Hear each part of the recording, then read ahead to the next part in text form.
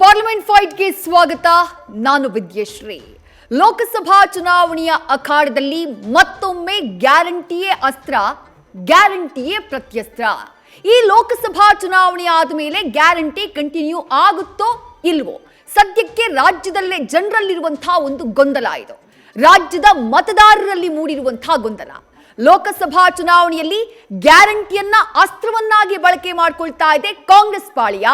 ನುಡಿದಂತೆ ನಡೆದಿದ್ದೇವೆ, 5 ಗ್ಯಾರಂಟಿಗಳನ್ನ ನಾವು ಜಾರಿ ಮಾಡಿದ್ದೀವಿ. ಈ ಗ್ಯಾರಂಟಿಗಳಿಂದಾಗಿ ರಾಜ್ಯದ ಜನರಿಗೆ, ರಾಜ್ಯದ ಬಡವರಿಗೆ ಸಹಾಯ ಆಗ್ತಾ ಇದೆ. ಗ್ಯಾರಂಟಿಯ ಫಲಾನುಭವಿಗಳು ನಮ್ಮ ಕೈ ಹಿಡಿತಾರೆ ಅನ್ನುವಂಥದ್ದು ಕಾಂಗ್ರೆಸ್ನ ವಿಶ್ವಾಸ. ಅದೇ ಕಾಂಗ್ರೆಸ್ನ ಅಸ್ತ್ರ. ಮತ್ತೊಂದ್ ಕಡೆ ಬಿಜೆಪಿ ಗ್ಯಾರಂಟಿಯನ್ನ ಆರಂಭದ ದಿನಗಳಲ್ಲಿ ವಿರೋಧ ಮಾಡಿದ್ರು ಕೂಡ ಈಗ ಗ್ಯಾರಂಟಿಯನ್ನ ವಿರೋಧ ಮಾಡೋದಕ್ಕೆ ಹೋಗ್ತಾ ಇಲ್ಲ.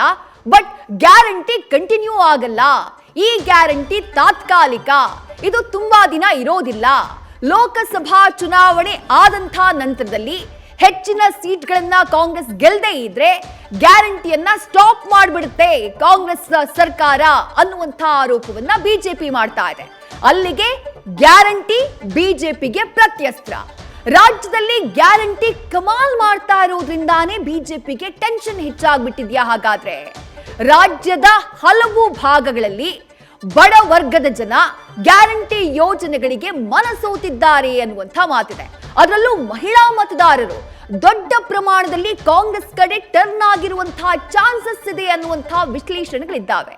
ಹಾಗಾಗಿ ರಾಜ್ಯದಲ್ಲಾಗಿರುವಂತಹ ಈ ಗ್ಯಾರಂಟಿಯ ಕಮಾಲ್ ಇದೆಯಲ್ಲ, ಬಿಜೆಪಿಗೆ ಟೆನ್ಷನ್ ಅನ್ನ ತಂದಿಟ್ಟಿದ್ಯಾ? ಬಿಜೆಪಿಗೆ ಲೋಕಸಭಾ ಚುನಾವಣೆಯಲ್ಲಿ ಹೆಚ್ಚಿನ ಸೀಟ್ ಗೆಲ್ಲುವಂತಹ ವಿಚಾರಕ್ಕೆ ಸಂಬಂಧಪಟ್ಟ ಹಾಗೆ ಆತಂಕ, ಕಳವಳವನ್ನ ತಂದೊಡ್ಡಿದ್ಯಾ? ಹಾಗಾದ್ರೆ ಕಾಂಗ್ರೆಸ್ಗೆ ರಾಜ್ಯದಲ್ಲಿ ಹೆಚ್ಚು ಸ್ಥಾನ ಸಿಗದೇ ಇದ್ರೆ ಮುಂದೇನು? 20 ಸೀಟನ್ನ ನಾವು ಗೆಲ್ತೀವಿ ಅಂತ ಹೇಳಿ ಕಾಂಗ್ರೆಸ್ನ ನಾಯಕರು, ಅದರಲ್ಲೂ ಪ್ರಮುಖವಾಗಿ ಡಿಸಿಎಂ ಆಗಿರುವಂತಹ ಡಿ.ಕೆ. ಶಿವಕುಮಾರ್ ಅವರು ಬಹಳ ಘಂಟಾಘೋಷವಾಗಿ ಹೇಳ್ತಿದ್ದಾರೆ, 20 ಸೀಟ್ಗಳನ್ನ ನಾವು ಗೆಲ್ತೀವಿ ಅಂತ ಹೇಳಿ. ಒಂದು ವೇಳೆ ಕಾಂಗ್ರೆಸ್ ಲೋಕಸಭಾ ಚುನಾವಣೆಯಲ್ಲಿ ನಿರೀಕ್ಷಿತ ಪ್ರಮಾಣದಲ್ಲಿ ಅಥವಾ ಅವರ ಟಾರ್ಗೆಟ್ ಅನ್ನ ರೀಚ್ ಆಗದೆ ಇದ್ರೆ, ಅವರು ನಿರೀಕ್ಷೆ ಮಾಡಿದಷ್ಟು ಸ್ಥಾನಗಳನ್ನ ಕಾಂಗ್ರೆಸ್ ಪಾಳಿಯ ಗೆಲ್ಲದೆ ಇದ್ರೆ ಆಗ ಮುಂದೇನು? ಗ್ಯಾರಂಟಿ ಯೋಜನೆಗಳು ನಿಂತು ಹೋಗುತ್ವಾ? ಇಂಥದ್ದೊಂದು ಅನುಮಾನ, ಇಂಥದ್ದೊಂದು ಪ್ರಶ್ನೆ ಸದ್ಯ ಮೂಡ್ತಾ ಇದೆ. ಅಂಥದ್ದೊಂದು ಗೊಂದಲ ರಾಜ್ಯದ ಜನರಲ್ಲೇ ಇದೆ. ಕಾಂಗ್ರೆಸ್ಗೆ ರಾಜ್ಯದಲ್ಲಿ ಹೆಚ್ಚು ಸೀಟ್ ಸಿಗದೇ ಇದ್ದಂತಹ ಸಂದರ್ಭದಲ್ಲಿ ಕಂಪ್ಲೀಟ್ ಆಗಿ ಗ್ಯಾರಂಟಿ ಸ್ಟಾಪ್ ಆಗುತ್ತಾ ಅನ್ನುವಂತಹ ಚಿಂತೆ ಕಾಡ್ತಾ ಇದೆ. ಜನಮನ ಸೆಳೆದಿರುವಂತಹ ಗ್ಯಾರಂಟಿ ಯೋಜನೆಗಳು ನಿಂತು ಹೋಗುತ್ತಾ? ಈ ಜನಮನ ಸೆಳೆದಿರುವಂತಹ ಗ್ಯಾರಂಟಿ ಯೋಜನೆಗಳು ಅನ್ನುವಂಥದ್ದನ್ನ ಯಾಕೆ ಉಲ್ಲೇಖ ಮಾಡ್ತಾ ಇದ್ದೀನಿ ಅಂದ್ರೆ, ರಾಜ್ಯದಲ್ಲಿ ಇವತ್ತು ಗ್ರೌಂಡ್ ನಲ್ಲಿ ಜನ ಮಾತನಾಡ್ತಾರೆ ಗ್ಯಾರಂಟಿ ಯೋಜನೆಗಳ ಬಗ್ಗೆ. ನಾವಾಗಿ ಕೇಳೋ ಮೊದಲೇ ಅವರೇ ಈ ವಿಚಾರಗಳನ್ನ ಪ್ರಸ್ತಾಪ ಮಾಡ್ತಾರೆ. ಹಾಗೆ ಪ್ರಸ್ತಾಪ ಮಾಡ್ತಾರೆ ಅಂತಂದ್ರೆ ಆ ಗ್ಯಾರಂಟಿಗಳು ಜನರನ್ನ ರೀಚ್ ಆಗಿದೆ ಅಂತ ಅರ್ಥ. ಕೊಟ್ಟಂತ ಭರವಸೆ, ವಿಧಾನಸಭಾ ಚುನಾವಣೆಗೂ ಮೊದಲು ಕಾಂಗ್ರೆಸ್ ಸರ್ಕಾರ ಕೊಟ್ಟಿದ್ದಂಥ ಭರವಸೆ ಅದು ಈಡೇರಿದೆ ಅಂತ ಅರ್ಥ. ಈಡೇರಿ ಅದರ ಲಾಭ ಜನರಿಗೆ ಸಿಗ್ತಾ ಇದೆ ಅಂತ ಅರ್ಥ. ಹಾಗಾಗಿನೇ ಜನಮನ ಸೆಳೆದಿರುವಂತಹ ಗ್ಯಾರಂಟಿ ಯೋಜನೆಗಳು ಒಂದು ವೇಳೆ ರಾಜ್ಯದಲ್ಲಿ ಲೋಕಸಭಾ ಚುನಾವಣೆಯ ಸಂದರ್ಭದಲ್ಲಿ ಹೆಚ್ಚಿನ ಸೀಟ್ಗಳನ್ನ ಗೆಲ್ಲದೇ ಇದ್ರೆ ಕಾಂಗ್ರೆಸ್ ಪಕ್ಷ ನಿಂತು ಹೋಗುತ್ತಾ ಅನ್ನುವಂಥ ಪ್ರಶ್ನೆ, ಅನ್ನುವಂಥ ಗೊಂದಲ. ಆಡಳಿತ ಹಾಗೆ ವಿಪಕ್ಷಗಳ ಹೇಳಿಕೆಯಿಂದಾಗಿ ಜನರಲ್ಲಿ ಮೂಡಿರುವಂತಹ ಗೊಂದಲ ಇದು. ಆಡಳಿತ ಪಕ್ಷದ ನಾಯಕರು ಖಂಡಿತವಾಗ್ಲೂ ಕಂಟಿನ್ಯೂ ಆಗುತ್ತೆ, ಗ್ಯಾರಂಟಿ ಯೋಜನೆಗಳು ಮುಂದುವರಿಯುತ್ತೆ ಅನ್ನುವಂತಹ ಸ್ಪಷ್ಟನೆಯನ್ನ ಕೊಡ್ತಿದ್ದಾರೆ. ಮತ್ತೊಂದ್ ಕಡೆ ವಿಪಕ್ಷದ ನಾಯಕರು ಇಲ್ಲ, ಗ್ಯಾರಂಟಿಯ ಯೋಜನೆಗಳು ತಾತ್ಕಾಲಿಕ ಅನ್ನುವಂಥ ಮಾತನ್ನ ಹೇಳ್ತಿದ್ದಾರೆ. ಬಟ್ ಈ ಗೊಂದಲ ಮೂಡೋದಕ್ಕೆ ಕಾರಣನೂ ಕಾಂಗ್ರೆಸ್ನ ಓರ್ವ ಶಾಸಕರೇ.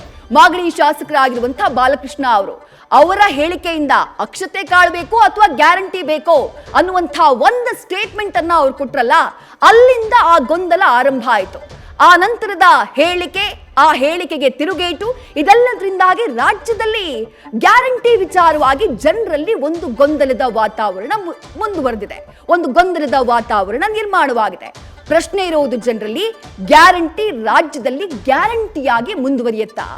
ಈಗ ಗ್ಯಾರಂಟಿ ಇದೆ ಅಂತ ಹೇಳಿ ನಾವು ಕಾಂಗ್ರೆಸ್ಗೆ ವೋಟ್ ಹಾಕ್ತೀವಿ, ನಾಳೆ ದಿನ ಕಾಂಗ್ರೆಸ್ ಗ್ಯಾರಂಟಿಯನ್ನೇ ನಿಲ್ಲಿಸ್ಬಿಟ್ರೆ ಹೇಗೆ ಅನ್ನುವಂತಹ ಪ್ರಶ್ನೆಯೂ ಜನರಲ್ಲಿದೆ.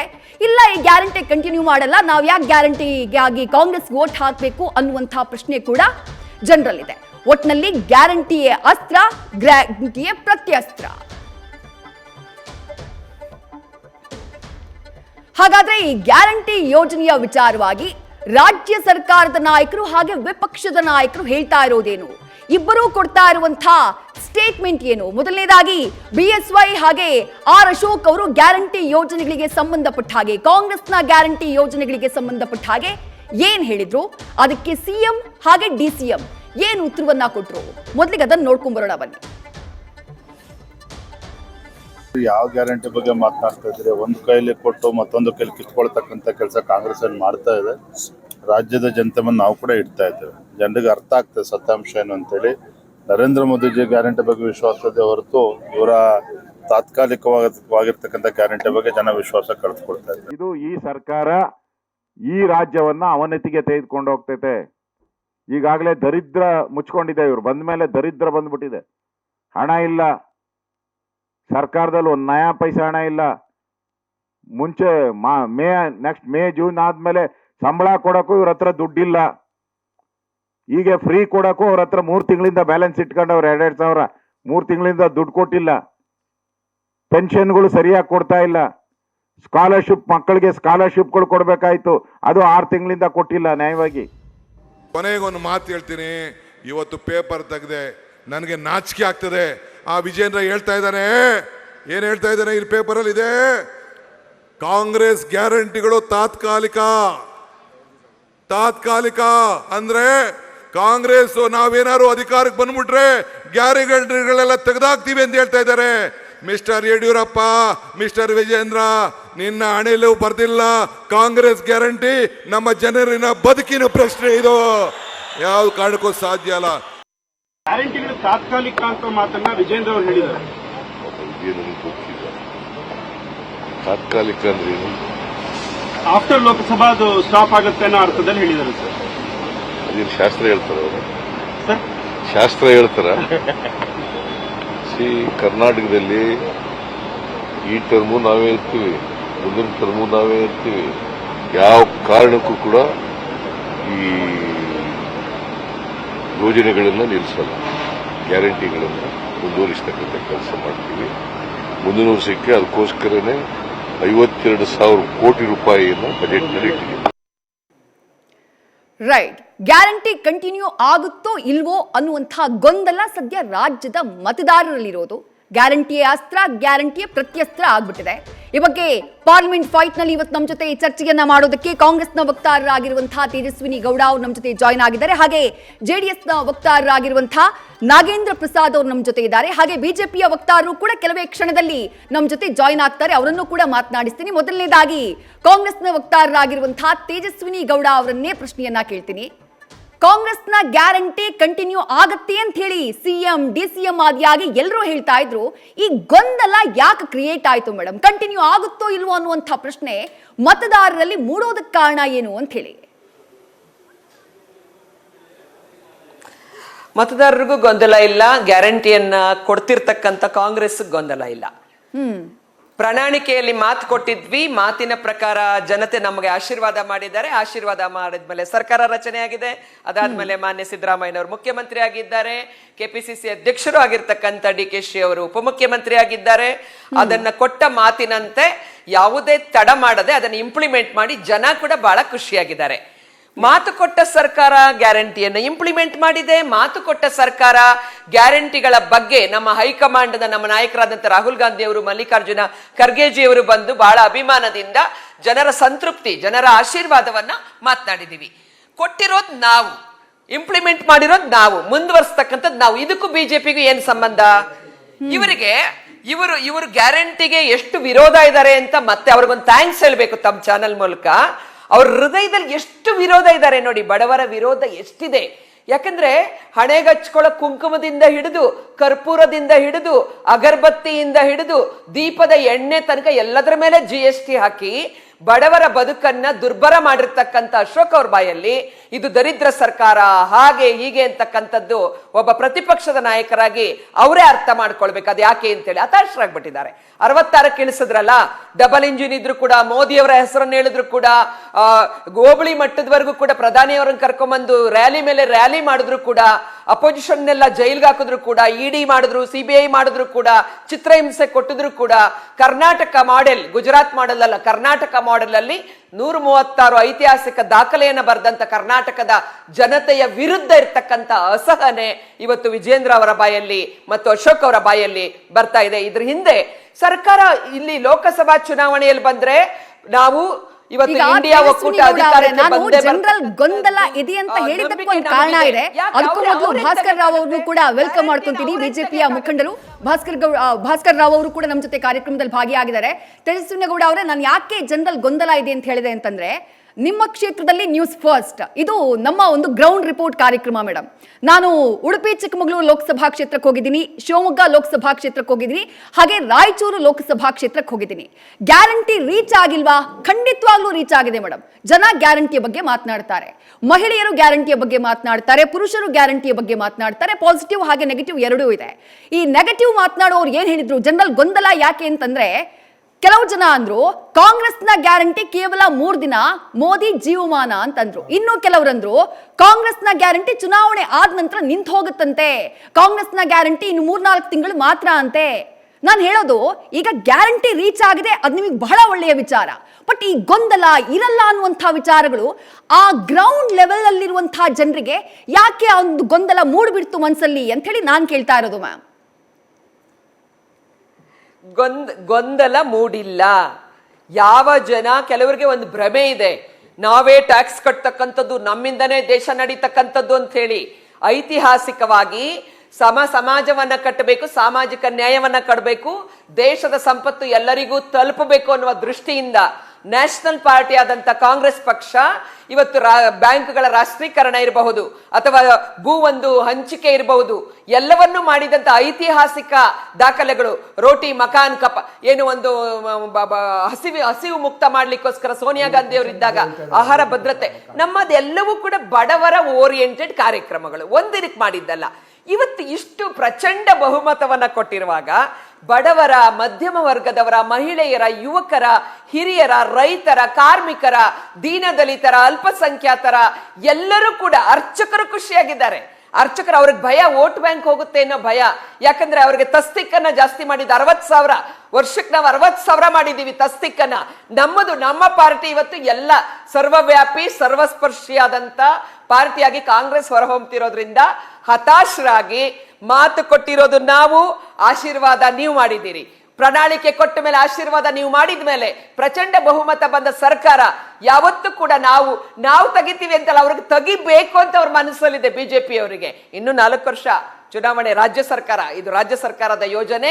ಅದರಿಂದ ಯಾರೇ ಬಂದ್ರು ಕೂಡ ಹೆಚ್ಚು ಲೋಕಸಭೆಗೆ ಹೆಚ್ಚು ಜನ ನಮ್ಮವ್ರನ್ನ ಕಳಿಸ್ಬೇಕು. ಯಾಕಂದ್ರೆ ರಾಜ್ಯಕ್ಕೆ ಅನ್ಯಾಯ ಆಗ್ತಾ ಇರ್ತಕ್ಕಂಥದ್ದನ್ನ ಇನ್ನೂ ಹೆಚ್ಚು ದುಡ್ಡು, ನಮಗ್ ಬರ್ತಕ್ಕಂಥ ದುಡ್ಡನ್ನ ತರಬೇಕಾದ್ರೆ ಲೋಕಸಭೆಯಲ್ಲಿ ನೋಡಿ, ಅವ್ರ ತರ ನಾವು 28ಕ್ಕೆ 28 ಅಂತ ಹೇಳಿದ್ರೆ ಎಲೆಕ್ಷನ್ ಹಾಕ್ಬೇಕು. ನಾವು 28ಕ್ಕೆ 28 ಹೇಳಿಲ್ಲ, 20+ ಅಂತ ಹೇಳಿದ್ದಾರೆ. 28ಕ್ಕೂ ನಾವು ಪ್ರಯತ್ನ ಮಾಡ್ತೀವಿ. ಆದ್ರೆ 20 ಸ್ಥಾನಗಳನ್ನ ನಾವು ಗೆಲ್ತೀವಿ ಅಂತೇಳಿ ಖರ್ಗೆಜಿ ಅವರು, ಸಿದ್ದರಾಮಯ್ಯನವರು, DK ಅವರು ಹೇಳಿದ್ದಾರೆ. ಕೋಟ್ಯಾಂತರ ಜನ ನಮ್ಗೆ ಆಶೀರ್ವಾದ ಇದೆ, ಲಕ್ಷಾಂತರ ಜನ ನಮಗೆ ಸಮರ್ಥನೆ ಮಾಡ್ತಿದ್ದಾರೆ, ನಮಗೆ ಲಕ್ಷಾಂತರ ಜನ ಕಾರ್ಯಕರ್ತರು ಇದಕ್ಕೋಸ್ಕರ ದುಡಿತಾ ಇದ್ದಾರೆ. ಅದು ಅಸಹನೆಯಿಂದ ಅವರಿಗೆ ಹತಾಶರಾಗಿ ಇದನ್ನ ಮಾತಾಡ್ತಾ ಇದ್ದಾರೆ. ತೇಜಸ್ವಿನಿ ಗೌಡ ಅವರೇ, ಬರ್ತೀನಿ. ನಾಗೇಂದ್ರ ಪ್ರಸಾದ್ ಅವರಿಗೆ ಕೇಳಬೇಕು. ನಾನೀಗ ಅವ್ರಿಗೆ ಹೇಳಿದೆ, ಗ್ರೌಂಡ್ ರಿಪೋರ್ಟಿಗೆ ಹೋದಂತಹ ಸಂದರ್ಭದಲ್ಲಿ ಜನ ಈ ರೀತಿನೂ ಪ್ರಶ್ನೆ ಮಾಡಿದ್ರು ಅಂತ ಹೇಳಿ. ಅಂದ್ರೆ ಗೊಂದಲ ಜನರ ಮನಸ್ಸಲ್ಲಿದೆ, ಇಲ್ಲ ಗ್ಯಾರಂಟಿ ನಿಂತು ಹೋಗುತ್ತೆ ಅನ್ನುವಂಥ ಅಭಿಪ್ರಾಯವನ್ನ ವ್ಯಕ್ತಪಡಿಸಿದ್ರು ಅಂತ ಹೇಳಿ. ಎಟ್ ದಿ ಸೇಮ್ ಟೈಮ್ ಗ್ರೌಂಡ್ನಲ್ಲಿ ಬಡ ಮಹಿಳಾ ಮತದಾರರು ಏನ್ ಹೇಳ್ತಾರೆ ಅಂತಂದ್ರೆ, ಯಾರಿಗೆ ಓಟ್ ಹಾಕ್ತೀರಾ, ನೀವು ಯಾರ ಪರ ಅಂತಂದ್ರೆ, ನಾವು ಸಿದ್ದರಾಮಯ್ಯಂ ಪರ. ಯಾಕೆ ಅಂದ್ರೆ ನಮ್ಗೆ ಫ್ರೀ ಬಸ್ ಕೊಟ್ಟಾನ, ಅವನು ತಿಂಗಳಿಗೆ 2,000 ಹಾಕ್ತಾನ, ನಮಗೆ ಹಿರಿಯರ ಪೆನ್ಷನ್ 1,500 ರೂಪಾಯಿ ಬಂದ್ರೆ ಇದು 2,000 ರೂಪಾಯಿ ಬರುತ್ತೆ, ನಮ್ಮ ಮಕ್ಕಳು ಮನೆಯಲ್ಲಿ ನಮ್ಮನ್ನೀಗ ಮಕ್ಕಳನ್ನ ಕೇಳಬೇಕಾದಂಥ ಅವಶ್ಯಕತೆ ಇಲ್ಲ, ನಮಗ್ ದುಡ್ಡು ಬರ್ತಾ ಇದೆ. ಇಂಥದ್ದೊಂದು ಅಭಿಪ್ರಾಯ ಗ್ಯಾರಂಟಿಗಳ ಬಗ್ಗೆ ಪಾಸಿಟಿವ್ ಆಗಿ ಜನರ ಮನಸ್ಸಲ್ಲಿದೆ. ಹಾಗಾಗಿ ಗ್ಯಾರಂಟಿಗಳು ವರ್ಕ್ ಆಗಲ್ಲ ಅಂತ ಹೇಗೆ ಹೇಳ್ತೀರಿ ನೀವು, ತಾತ್ಕಾಲಿಕ ಅಂತ ಹೇಗೆ ಹೇಳ್ತೀರಿ ಅಂತ? ನಿಮಗೆ ಒಂದು ಮಾತನ್ನು ಸ್ಪಷ್ಟವಾಗಿ ಹೇಳ್ತೀನಿ, ನಮ್ಮ ದುರ್ದೈವ ಇವತ್ತು ನಾವು ಈ ಡಿಬೇಟಿಗೆ ಬಂದಿರತಕ್ಕಂಥದ್ದು. ಕಾರಣ ಏನು ಅಂತಂದರೆ, ನಮ್ಮ ಪ್ರೀತಿಯ ಅಕ್ಕ ತೇಜಸ್ವಿನಿಯವರು ಮುಂದುಗಡೆ ಕೂತಿದ್ದಾರೆ. ಇಷ್ಟು ವರ್ಷಗಳ ಕಾಲ ಹಗಲು ರಾತ್ರಿ ನಾವು ಇಷ್ಟೋ ತನಕ ಅವರು ಯಾವ ಯೋಜನೆಗಳ ಬಗ್ಗೆ ಮಾತಾಡ್ತಾ ಇದ್ದಾರೋ ಪ್ರಬಲವಾಗಿ ವಿರೋಧ ಮಾಡಿರ್ತಕ್ಕಂಥದ್ದು ಅವರೇನೆ, ನಾವಲ್ಲ. ದಯವಿಟ್ಟು ತಿಳ್ಕೊಳ್ಳಿ ನೀವು. ನಂಬರ್ 1. ನಂಬರ್ 2, ಸೆಕೆಂಡ್, ಒಂದೊಂದು ದಿನದಿನಕ್ಕೂ ನಿಮ್ಮ ಅಭಿಪ್ರಾಯಗಳು, ನಿಮ್ಮ ತತ್ವ ಸಿದ್ಧಾಂತ, ರೀತಿ ನೀತಿಗಳು ಬದಲಾವಣೆ ಆಗೋದಾದ್ರೆ ಜನಗಳ ಮೇಲೆ ಯಾವ ಪರಿಣಾಮ ಬೀರುತ್ತೆ ಅಂತಕ್ಕಂಥದ್ದು ತಾವು ಸ್ಪಷ್ಟವಾಗಿ ತಿಳ್ಕೋಬೇಕು. ನಂಬರ್ 2, ಅಕ್ಕ ಒಂದ್ ನಿಮಿಷ, ಕೇಸರಿ ಹಾಕೊಂಡ್ಬಿಟ್ರಲ್ಲ ಅಕ್ಕ ಒಂದ್ ನಿಮಿಷ. ಹೌದು, ಅದಕ್ಕೆ ಉತ್ತರ ಕೊಡ್ತೀನಿ. ಅಲ್ಲಣ್ಣ ಅಕ್ಕ, ಇಬ್ರಾಹಿಂ ಅವ್ರನ್ನ ಅಧ್ಯಕ್ಷ ಮಾಡಿದವರು ಸಾಬ್ರೋಟ್ ಬಂದ್ಬಿಡುತ್ತೆ ಅಂತ ನೀವು ಮಾತಾಡಬಾರ್ದು. ಈಗ ಒಂದ್ ನಿಮಿಷ, ಈಗ ಒಂದ್ ನಿಮಿಷ, ಬನ್ನಿ ಪ್ರಸಾದ್, ಈಗ ಒಂದ್ ನಿಮಿಷ, ಒಂದು ನಿಮಿಷ ಹೇಳೋ ತನಕ ಕೇಳಿ. ಈಗ ಒಂದು ರೈತರ ಹೋರಾಟಕ್ಕೆ ನೀವು ಎಲ್ಲಾದ್ರೂ ಹೋಗ್ತೀರಾ? ಒಂದ್ ನಿಮಿಷ ನಂಗೆ ಅವಕಾಶ ಕೊಡಿ. ಅಲ್ಲಣ್ಣ ಒಂದು ಅವಕಾಶ ಕೊಡಿ. ರೈತರ ಹೋರಾಟಕ್ಕೆ ಎಲ್ಲಾದ್ರೂ ಹೋಗ್ತೀರಾ ನೀವು? ರೈತರು ನಿಮ್ಮ ಮೇಲೆ ಹಸಿರು ಶಾಲ್ ಹಾಕ್ತಾರೆ, ನೀವು ಹಸಿರು ಶಾಲ್ ತೆಗೆದು ಬಿಸಾಕ್ತೀರ. ಹಾಗಾದ್ರೆ ಈಗ ನಾಗೇಂದ್ರ ಪಕ್ಷ ಬದಲಾವಣೆಯ ಆಯ್ಕೆ ಅದು ಅವರ ಆಯ್ಕೆ, ಅವರು ಆಯ್ಕೆ ಮಾಡ್ಕೊಂಡು ಆ ಪಕ್ಷಕ್ಕೆ ಹೋಗಿದ್ದಾರೆ. ಅದು ಕರೆಕ್ಟ್. ನಾನು ಮಾತಾಡಕ್ ಬಿಡ್ತೀನಿ ಸರ್. ಚರ್ಚೆಯ ವಿಷಯ ಅದಲ್ಲ, ಚರ್ಚೆಯ ವಿಷಯ ಅದಲ್ಲ. ನಾನು ಕೇಳಿದ ಪ್ರಶ್ನೆಗೆ ಗ್ಯಾರಂಟಿ ಮೋಡಿ ಮಾಡಿದೆ ಅಥವಾ ಗ್ಯಾರಂಟಿ ವರ್ಕ್ ಆಗ್ತಿದೆಯೋ ಇಲ್ವೋ ಅನ್ನೋದು ನನ್ನ ಪ್ರಶ್ನೆ ಆಗಿತ್ತು ಸರ್. ಉತ್ತರ ಕೊಡ್ತೀನಿ. ರೈಟ್, ನನಗೆ ಅವಕಾಶ ಬಂದಾಗ ನನಗೆ ಕೊಡ್ಬೇಕು. ಅದ್ರ ಬಗ್ಗೆ ಮಾತನಾಡಿ ಸರ್. ನೋಡಿ, ಯಾವ ಯೋಜನೆಗಳು ಉಚಿತವಾಗಿ 5 ಯೋಜನೆಗಳು ವಿಷಯ ಮಾತಾಡಿದ್ರೆ ಅವಕಾಶ ಇಲ್ಲ ಅಂದ್ರೆ ಜಗಳನೇ. ಜಗಳ ಆಗ್ಲಿ, ಜಗಳ ಆದ್ರೂ ಚಿಂತೆ ಇಲ್ಲ. ಜನಗಳ ತಲುಪಬೇಕು ನಾವು ವಿಚಾರ ಏನು ಅಂತಕ್ಕಂಥದ್ದು. ಇದು ಆರೋಗ್ಯಕರವಾದಂತ ಜಗಳ. ಈ ಜಗಳದಲ್ಲಿ ಜನಗಳ ಭವಿಷ್ಯ ಇದೆ, ಬಡವರ ಭವಿಷ್ಯ ಇದೆ. ಈ ಬಡವರ ಭವಿಷ್ಯಕ್ಕೋಸ್ಕರ ಜಗಳ ಆಡಿದ್ರು ಚಿಂತೆ ಇಲ್ಲ. ಕೇಳಿ ನಾನು ಮಾತಾಡೋದು ಬೇಡ. ಸಂಖ್ಯಾತರಿಗೆ ಮೋಸ ಮಾಡಿದ್ರು, ಕಾಂಗ್ರೆಸ್ಗೆ ಮೋಸ ಮಾಡಿದ್ರು, ಪ್ರಧಾನಿ ಆದ್ರು, ಮಗ 2 ಸಲ ಮಾತನಾಡ್ತಿದ್ದಾರೆ. ಒಂದೇ ನಿಮಿಷ, ಒಂದೇ ನಿಮಿಷ. ನಾಗೇಂದ್ರ ಪ್ರಸಾದ್ ಅವ್ರು ಮಾತಾಡ್ಬಿಡಿ. ಅವರು ಡಿವಿಯೇಟ್ ಆಗ್ತಾ ಇಲ್ಲ, ಗ್ಯಾರಂಟಿಗಳ ಬಗ್ಗೆ ಮಾತನಾಡ್ತಾರೆ. ಒಂದೇ ನಿಮಿಷ ಸರ್ ಪ್ಲೀಸ್. ಮೇಡಮ್, ಒಂದು ಮಾತನ್ನು ಹೇಳ್ತಾ ಇದ್ದೀನಿ. ನಮ್ಮ ದೇಶದಲ್ಲಿ ಬಡತನ ಅಂತಕ್ಕಂಥದ್ದು ಒಂದು ವರ್ಗದ ಜನ ಇದ್ದಾರೆ. ಯಾರಿಗೆ ಕಷ್ಟ ಅಂತಕ್ಕಂಥದ್ದನ್ನ ಇರುವಂತ ಸಂದರ್ಭದಲ್ಲಿ ಕಷ್ಟದಲ್ಲಿ ಇರ್ತಕ್ಕಂಥವ್ರಿಗೆ ನಾವು ಸಹಾಯ ಮಾಡ್ತಕ್ಕಂಥದ್ದು ಯಾವುದೇ ಸರ್ಕಾರಗಳ ಕರ್ತವ್ಯ. ಆ ಒಂದು ಕರ್ತವ್ಯವನ್ನು ನಾವು ಕೇವಲ ಚುನಾವಣೆ ದೃಷ್ಟಿಯಲ್ಲಿ ಇಟ್ಕೊಂಡ್ಬಿಟ್ಟು, ಯಾಕೆ ಅಂತಂದ್ರೆ ಭಾರತ ದೇಶದಲ್ಲಿ ಕಾಶ್ಮೀರಿಂದ ಕನ್ಯಾಕುಮಾರಿ ತನಕ ಕಾಂಗ್ರೆಸ್ ಎಲ್ಲೂ ಇಲ್ಲ. ಅವ್ರು ಇವತ್ತು ಹತಾಶರಾಗಿದ್ದಾರೆ. ಬೇಕಾಬಿಟ್ಟು ಯೋಜನೆಗಳು ಕೊಟ್ಟು 1 ವರ್ಷಕ್ಕೆ 52,000 ಕೋಟಿ ಖರ್ಚಾಗೋದಾದ್ರೆ 5 ವರ್ಷಕ್ಕೆ 2,60,000 ಕೋಟಿ ಆದ್ರೆ ಶಾಶ್ವತ ಯೋಜನೆಗಳು. ಸನ್ಮಾನ್ಯ ದೇವೇಗೌಡರು ಹೇಳ್ತಾ ಇದ್ರು, ಶಾಶ್ವತ ನೀರಾವರಿ ಯೋಜನೆಗೆ 5 ಲಕ್ಷ ಕೋಟಿ ಬೇಕಾಗುತ್ತೆ ಅಂತೇಳಿ. 5 ಲಕ್ಷ ಕೋಟಿಲಿ ಒಂದ್ಸತಿ ಶಾಶ್ವತ ನೀರಾವರಿ ಯೋಜನೆಗಳು ಮಾಡೋದಾದ್ರೆ ಈ ದೇಶದಲ್ಲಿ 100 ಅಲ್ಲ 200 ವರ್ಷಗಳ ಕಾಲ ಸುಭಿಕ್ಷವಾಗಿ ಕರ್ನಾಟಕ ಇರುತ್ತೆ. ನಂಬರ್ 1. ನಂಬರ್ 2, ಶಾಶ್ವತ ಯೋಜನೆಗಳು ಹೇಗಿರುತ್ತೆ? ಸನ್ಮಾನ್ಯ ಕುಮಾರಸ್ವಾಮಿ ಅವರು ಒಂದು ನಿಮಿಷ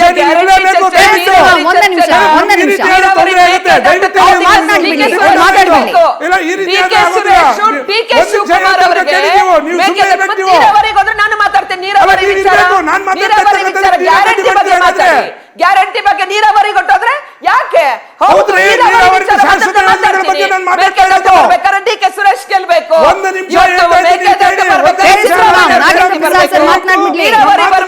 ಸಿದ್ದರಾಮಯ್ಯನವ್ರು ಮಂಡ್ಯ ಗೆಲ್ಬೇಕು.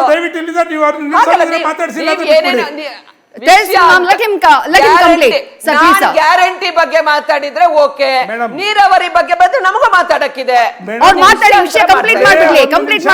ಮಾತಾಡಕ್ ಬಿಡಿ. ಮತ್ತೆ ಈ ಯೋಜನೆಗಳ ಬಗ್ಗೆ ನಾವೆಲ್ಲ ಹೇಳಿದ್ವಿ, ಯಾವ ಯೋಜನೆಗಳು ಕೊಟ್ಟಿದ್ದಾರೆ. ಕೇಂದ್ರದಿಂದ ಕೊಡ್ತಾ ಇರ್ತಕ್ಕಂಥ 5 kg ಅಕ್ಕಿ ಇವ್ರದಲ್ಲ, ದಯಮಾಡಿ. ಇವ್ರು 5 kg ಎಕ್ಸ್ಟ್ರಾ ಅಕ್ಕಿ ಕೊಡ್ತೀನಿ ಅಂತಂದ್ರು ಕೊಡಕ್ಕಾಗ್ಲಿಲ್ಲ. ಸಾರಿಗೆ ಯಾವೊಂದು ಇವತ್ತು ಸಾರಿಗೆ ವಿಚಾರದಲ್ಲಿ ತಾವು ಉಚಿತ ಬಸ್ಸು ಅಂತ ಪದೇ ಪದೇ ಹೇಳ್ತಿದ್ದೀರಾ. ಖಾಸಗಿ ಸಾರಿಗೆ ಮಾಲೀಕರು ಇವತ್ತು ಫುಟ್ಪಾತ್ ಅಲ್ಲಿ ಬಿದ್ದಿದ್ದಾರೆ 1000 ಜನ. ಇವ್ರಗಳ ಬಗ್ಗೆ ಯಾರು ಬರ್ತಿದ್ದಾರೆ ಕೇಳಿ. ಟ್ಯಾಕ್ಸಿಗಳು ಆತ್ಮಹತ್ಯೆ ಮಾಡ್ಕೊತಾ ಇದ್ದಾರೆ. ಯಾವ ತೆಲಂಗಾಣದಲ್ಲಿ 7 ಜನ ಆಟೋ ಡ್ರೈವರ್ಗಳು ಆತ್ಮಹತ್ಯೆ ಮಾಡ್ಕೊಂಡು. ನಂಬರ್ 1. ನಂಬರ್ 2, ಅವಕಾಶ ಕೊಡ್ಬೇಕು ಅವ್ರು ಮಾತಾಡೋಕೆ.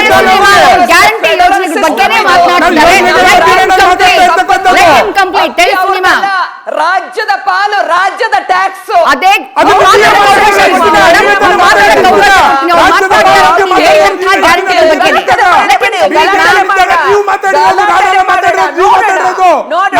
ನಿಮ್ಮ ಅಭಿಪ್ರಾಯಗಳು ಬದಲಾವಣೆ ಆಗ್ಬಿಡ್ತಾವೆ.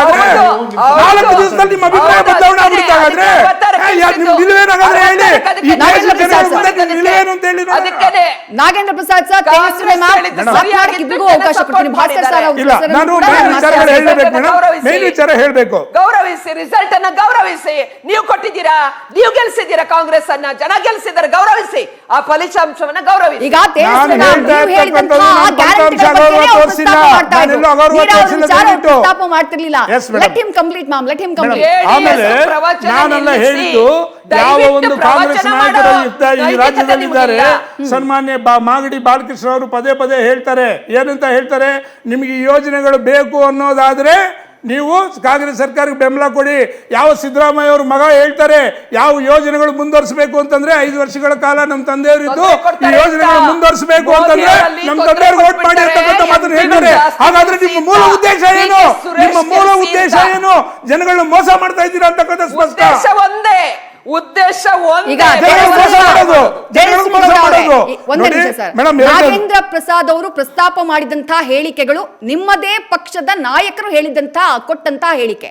ಆ ಹೇಳಿಕೆಗಳಿಂದಾನೇ ಗೊಂದಲ ಮೂಡಿರೋದು, ಆ ಹೇಳಿಕೆಯಿಂದಾನೇ ಗ್ಯಾರಂಟಿ ಕಂಟಿನ್ಯೂ ಆಗುತ್ತೋ ಇಲ್ವೋ ಅನ್ನುವಂತಹ ಪ್ರಶ್ನೆ ಮೂಡಿರೋದು. ನಮ್ಮ ಜೊತೆ ರಾಜಕೀಯ ವಿಶ್ಲೇಷಕರಾಗಿರುವಂತಹ ಅನಂತ್ ಶ್ರೀನಿವಾಸ್ ಸರ್ ಕೂಡ ಭಾಗಿಯಾಗಿದ್ದಾರೆ. ಮೊದಲನೇದಾಗಿ ಬಿಜೆಪಿಯ ನಾಯಕರಾಗಿರುವಂತಹ ಭಾಸ್ಕರ್ ರಾವ್ ಸರ್ನೇ ಮಾತನಾಡಿಸ್ತೀನಿ. ರಾಜ್ಯದಲ್ಲಿ ಗ್ಯಾರಂಟಿ ಕಮಾಲ್ ಮಾಡ್ತಿದೆ ಅನ್ನುವಂತಹ ಕಾರಣಕ್ಕಾಗಿನೇ ಬಿಜೆಪಿಗೆ ಟೆನ್ಷನ್ ಹೆಚ್ಚಾಗಿದೆಯಾ, ಇಲ್ಲ ಇದು ತಾತ್ಕಾಲಿಕ, ಇದು ಕಂಟಿನ್ಯೂ ಆಗಲ್ಲ ಅನ್ನುವಂತಹ ಸ್ಟೇಟ್ಮೆಂಟ್ ಬಿಜೆಪಿಯಿಂದ ಬರ್ತಾ ಇದೆಯಾ ಅಂತ ಹೇಳಿ? ಬಿಜೆಪಿ ಯಾವತ್ತು ಕೂಡ ಕಾಂಗ್ರೆಸ್ ಗ್ಯಾರಂಟಿಗೆ ಅದರದ ಲಾಂಜಿವಿಟಿ ಬಗ್ಗೆ ಹೇಳಕ್ಕೆ ಹೋಗಿಲ್ಲ. ಕಾಂಗ್ರೆಸ್ ನಾಯಕರೇ ಆವಾಗವಾಗ ಚಲವರಾಯ ಸ್ವಾಮಿಯವರು ಇರಲಿ, ನಾವು ನಾಟಕ ಮಾಡಲೇಬೇಕು ಅಂತ, ಸುಳ್ಳು ಹೇಳಲೇಬೇಕು ಅಂತ ಹೇಳ್ತಾರೆ. ಬಾಲಕೃಷ್ಣ ಅವರು ಆ ರೀತಿ ಇಲ್ಲ. ಕಾಂಗ್ರೆಸ್ ಗ್ಯಾರಂಟಿ ಮತ್ತು ಬಿ ಜೆ ಪಿ ಗ್ಯಾರಂಟಿ ಅಜಗಜಾಂತರ ವ್ಯತ್ಯಾಸ ಇದೆ. ನಮ್ಮ ಗ್ಯಾರಂಟಿ ಏನಿರೋದು ದೇಶವನ್ನು ಬದಲಾವಣೆ ಮಾಡಿ ಆರ್ಥಿಕವಾಗಿ ಎಲ್ಲ ಹಿಂದುಳಿದವ್ರಿಗೆ, ಬಡವರಿಗೆ, ಅಲ್ಪಸಂಖ್ಯಾತರಿಗೆ, ಯುವಕರಿಗೆ, ಮಹಿಳೆಯರಿಗೆ ಜೀವನದಲ್ಲಿ ಒಂದು ಬದಲಾವಣೆ ತರಬೇಕು ಅಂತ. ಈ ಕಾಂಗ್ರೆಸ್ ಕೊಟ್ಟಿರೋಂಥ ಗ್ಯಾರಂಟಿ ಕೇವಲ ಎಲೆಕ್ಷನ್ ಗೆಲ್ಲಕ್ಕೋಸ್ಕರ ಗ್ಯಾರಂಟಿ ಕೊಟ್ಟಿದ್ದಾರೆ ಹೊರತು ಇವರೇ ಬಿಟ್ಬಿಡ್ತಾರೆ. ಈ ಫಲಿತಾಂಶದಲ್ಲಿ ಸಿಕ್ಕಾಪಟ್ಟೆ ಹಿನ್ನಡೆ ನೋಡ್ತಾರೆ. ನೋಡಿದ ನಂತರ ಸುಮ್ಮನೆ ಯಾಕೆ ದುಡ್ಡು ಇದು ಇಡೀ ಅವ್ರಿಗೆ ಗೊತ್ತಿದೆ. It's a long term plan ಮಾಡ್ಕೊಂಡು ಬಂದಿದ್ದಾರೆ. ಪಾಪ ಅವ್ರಿಗೆ ಸ್ವಲ್ಪ ಇನಿಷಿಯಲ್ ಸಕ್ಸಸ್ ಸಿಕ್ಕಿದೆ, ಕ್ರೆಡಿಟ್ ಕೊಡಬೇಕು ಅವ್ರಿಗೆ ಜನರಿಗೆ. ಪಾಪ ಜನನೂ ಈಗ ನಾನು ಉಚಿತವಾಗಿ ಕೊಡ್ತೀನಿ ಅಂತ ಹೇಳಿದ್ರೆ ಜನ ಪಾಪ ನಂಬ್ತಾರೆ. ನಾವು ಆವಾಗ ಸೊ ಜನ ನಂಬಿದ್ದಾರೆ. ಕೆಲವು ಕಡೆ ಕೊಟ್ಟಿದ್ದಾರೆ, ಕೆಲವು ಕಡೆ ಕೊಟ್ಟಿಲ್ಲ. ಒಂದು ಕಡೆ ಕೊಟ್ಬಿಟ್ಟು 16 ಕಡೆ ಕೊಡದೆ ಅವರು ಇನ್ನೊಂದು ಸರ್ತಿ ಸಿಗತ್ತೆ ಅಂದ್ಬಿಟ್ಟು ಯಾರೋ ಪ್ರೊಟೆಸ್ಟ್ ಮಾಡ್ತಾಯಿಲ್ಲ. So this Congress guarantee is A purely political, temporary, financially bankrupt guarantee. ಇದು ಮೋದಿ ಗ್ಯಾರಂಟಿ ಏನಿದೆಲ್ಲ, ನಾವು ನಮ್ಮ ಸಂಕಲ್ಪ ಪತ್ರದಲ್ಲಿ ಇಟ್ಕೊಂಡು ಎಲ್ಲಕ್ಕಿಂತ ಮುಖ್ಯವಾದ ಗ್ಯಾರಂಟಿ ಏನು, ನಿಮ್ಮ ಜೀವದ ಗ್ಯಾರಂಟಿ. ಇವತ್ತು ನೀವು ನೋಡಿ, ನಮ್ಮ ದೇಶದ ಮೇಲೆ ಆಕ್ರಮಣ ಆದ ನಂತರನೂ ನಾವು ಯಾವ ದೇಶ ನಮ್ಮ ಮೇಲೆ ಆಕ್ರಮಣ ಮಾಡಿದ ದೇಶ ಒಳಗೆ ನುಗ್ಗಿಬಿಟ್ಟು ಹೋಗಿ ಹೊಡೆದ್ಬಿಟ್ಟು ಬರ್ತೀವಿ. ಹಿಂದೆ ಥರ ನಾವು ಬರೀ ಕಡಿನಿಂದ ಕರಿಂಗೆ ಅಂತ ಹೇಳಿ ನಾವು ಬರೀ ಇದಕ್ಕೆ ಪ್ರೊಟೆಸ್ಟ್ ಮಾಡ್ತೀವಿ, ಹತ್ಕೊಂಡೋಗಿ ಅಮೆರಿಕ ಹತ್ರ ಹೋಗಿ ಹತ್ಕೊಂಡೋಗಿ ನೋಡಿ ಅವ್ರು ಹಂಗೆ ಮಾಡಿದ್ರು ಅಂತಲ್ಲ. ಇವತ್ತಿನ ದಿನ ನಮ್ಮ ದೇಶದಲ್ಲಿ ನಿಮ್ಮ ಜೀವ ಅತ್ಯಂತ ಸುರಕ್ಷಿತವಾಗಿದೆ. ಯಾರು ನಮ್ಮ ತಂಟೆಗೆ ಬರೋಕ್ಕಾಗಲ್ಲ. ಅಷ್ಟು ನಾವು ಭಯದಿಂದ ನಾವು ದೂರ ಇರಬೇಕು. ನೆನ್ನೆ ತಾನೇ ನೀವು ನೋಡಿದಿರಿ, ನೀವು ಅಲ್ಲಿ ಛತ್ತೀಸ್ಗಢದಲ್ಲಿ ಯಾರು ದೇಶದ ಏಕೈತೆ ಬಗ್ಗೆ ಯಾರು ಚೆಲ್ಲಾಟ ಆಡ್ತಾರಲ್ಲ ಅವ್ರ ಮೇಲೆ ಯಾವ ರೀತಿ ಕಠಿಣ ಕ್ರಮ ಅಂತ. What is this not A guarantee that ನೀವು ಸಂವಿಧಾನದ ಪ್ರಕಾರ ನಡ್ಕೊಂಡು ಹೋದರೆ ನಿಮಗೆ ಸೇಫ್ಟಿ ಸಿಗಬೇಕು ಅಂತ ನೀವು ನಕ್ಸಲರಿಗೆ ನೀವು ಮಾರ್ಕೊಂಡ್ಬಿಡ್ತೀರ, ನೀವು ಭಯೋತ್ಪಾದಕರಿಗೆ ಬಗ್ಗೆ ಮಾತನಾಡ್ತಾ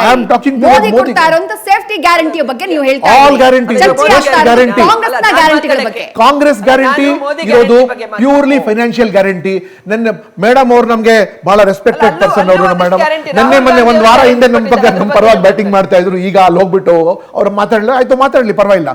ಬಟ್ ಮೇಡಮ್ ಅವ್ರಿಗೆ ಗೊತ್ತಿದೆ, ಅವರೇ ಇಲ್ಲಿ ಬಂದ್ಬಿಟ್ಟು ಇದೇ ಗ್ಯಾರಂಟಿಗಳ ಪರವಾಗಿ ಎಷ್ಟು ಟೀಕೆ ಮಾಡಿದ್ದಾರೆ ಸಿದ್ದರಾಮಯ್ಯ ಮತ್ತೆ ಕಾಂಗ್ರೆಸ್ ಗ್ಯಾರಂಟಿ ಬಗ್ಗೆ. ಅವರು ತಾವು ದಯಮಾಡಿ ಸ್ವಲ್ಪ ನಿಲ್ಲಿಸಿ ಮೇಡಮ್. ತಾವು ಮಾತಾಡುವಾಗ ನಾವು ಸುಮ್ಮನೆ ಇದ್ವಿ, ತಾವು ಮಾತಾಡುವಾಗ ನಾವು ಸುಮ್ಮನೆ ಇದ್ವಿ. You should listen to us, you should listen to us madam. So ಅದರಿಂದ ಕಾಂಗ್ರೆಸ್ ಗ್ಯಾರಂಟಿ ಏನಿದೆಲ್ಲ it is a financially bankrupt guarantee. ಇದಕ್ಕೆ ಫೈನಾನ್ಷಿಯಲ್ ಆಗಿ ಮುಂದೆ ಯಾರು ನೋಡ್ಕೊಂಡು ಹೋಗಿಲ್ಲ. ಅದಕ್ಕೆ ಗ್ರೌಂಡ್ ಲೆವೆಲ್ ಅಲ್ಲಿ ಏನಾಗುತ್ತೆ, ನಾವು 3 ಜನರ ರೂಪಾಯಿಗೆ ಒಂದು ಕಿಶ್ ನಂಗೆ ಸಿಕ್ಕಿದ್ರೆ ಅವ್ನು ನನಗೆ ನೋಡ್ಬಿಟ್ಟು ನನಗೆ ನಾಳೆ ಸಿಗ್ಬೋದು, ಅವ್ರಿಗೆ ನಾಳೆ ಸಿಗ್ಬೋದು ಅಂತ ಏನೋ ಒಂದು ಹೋಪಲ್ಲಿ ಪಾಪ ಜನ ಒಂಥರ ಮುಗ್ಧ ಜನ ಅವರು. ಅಲ್ಲ, ನಾನು ಅದೇ ಹೇಳ್ತಾ ಇರೋದು. ಮುಗ್ಧತೆ ಹೋಪೆ ಕಾಂಗ್ರೆಸ್ನ ಕಡೆ ಮತದಾರರನ್ನ ಟರ್ನ್ ಮಾಡ್ತಿದೆ ಅನ್ನೋ ಭಯ ಬಿಜೆಪಿ ಅಂತ ಹೇಳಿ. ಮುಗ್ಧತೆ ಮೋಸ ಮಾಡ್ತಾ ಇರೋದ್ರಿಂದ ಇವ್ರಿಗೆ ಏನ್ ಬೇಕಾಗಿದೆ, ಲೋಕಸಭಾ ಎಲೆಕ್ಷನ್ ಪಾರ್ ಆಗ್ಬೇಕಷ್ಟೇ. ಲೋಕಸಭಾ ಎಲೆಕ್ಷನ್ ಪಾರ್ ಆದ ನಂತರ ಇವ್ರಿಗೆ ಯಾವ ಫ್ಯೂಚರ್ ಕೂಡ ಇಲ್ಲ. ಇವ್ರಿಗೆ political future itself is a big question mark. ಏನಾಗೋಗ್ಬಿಡುತ್ತೆ ಅವ್ರಿಗೆ, ಅದೇ ಅವ್ರ ದೊಡ್ಡ ಕ್ವಶನ್ ಮಾರ್ಕ್ ಇರುವಾಗ ಇಷ್ಟು ದುಡ್ಡು ಏನಿದೆಲ್ಲ ನಾವು 60 ತಿಂಗಳು ಕೊಡಕ್ ಆಗೋದಿಲ್ಲ. ಇಷ್ಟು ದುಡ್ಡು ನಮ್ಮ ಸರ್ ಹೇಳ್ದಂಗೆ ಇಷ್ಟು ದುಡ್ಡು ಕೊಡಕ್ ಆಗೋದಿಲ್ಲ. ಅವ್ರಿಗೆ ಕಂಪ್ಲೀಟ್ ಮಿಸ್ ಮ್ಯಾನೇಜ್ ಮಾಡ್ಕೊಂಡು ಡೆವಲಪ್ಮೆಂಟ್ ಗ್ರಾಂಟ್ಸ್ ಶೂನ್ಯವಾಗಿದೆ. ಅವ್ರ ಮಂತ್ರಿಗಳೇ ಹೇಳ್ತಾರಲ್ಲ, ಮೇಡಮ್ ದಯಮಾಡಿ ಸ್ವಲ್ಪ ಸುಮ್ಮನೆ ಇರ್ತೀರಾ ಮೇಡಮ್, ತಾವು ಮಾತಾಡುವಾಗ ನಾವು ಸುಮ್ಮನೆ ಇದ್ವಿ, ನಾವು ದಯಮಾಡಿ ಸುಮ್ಮನೆ ಇರಿ, ತಾವು ಮಾತಾಡುವಾಗ ನಾವು ಸುಮ್ಮನೆ ಇದ್ವಿ, ನಾವು ಮಾತಾಡುವಾಗ ನೀವು ಮಾತಾಡುವಾಗ ನಾವು ಸುಮ್ಮನೆ ಇರ್ಲಿಲ್ವಾ? ಹಾಗಾದ್ರೆ ನೀವೇ ಮಾತಾಡಿ, ಅವ್ರಿಗೆ ಮಾತಾಡ್ಸಿ, ಅವ್ರಿಗೆ ಮಾತಾಡಿ, ಅವ್ರು ಇಲ್ಲ ಇಲ್ಲ ಅವರೇ ಮಾತಾಡಲಿ. ಯಾಕಂದ್ರೆ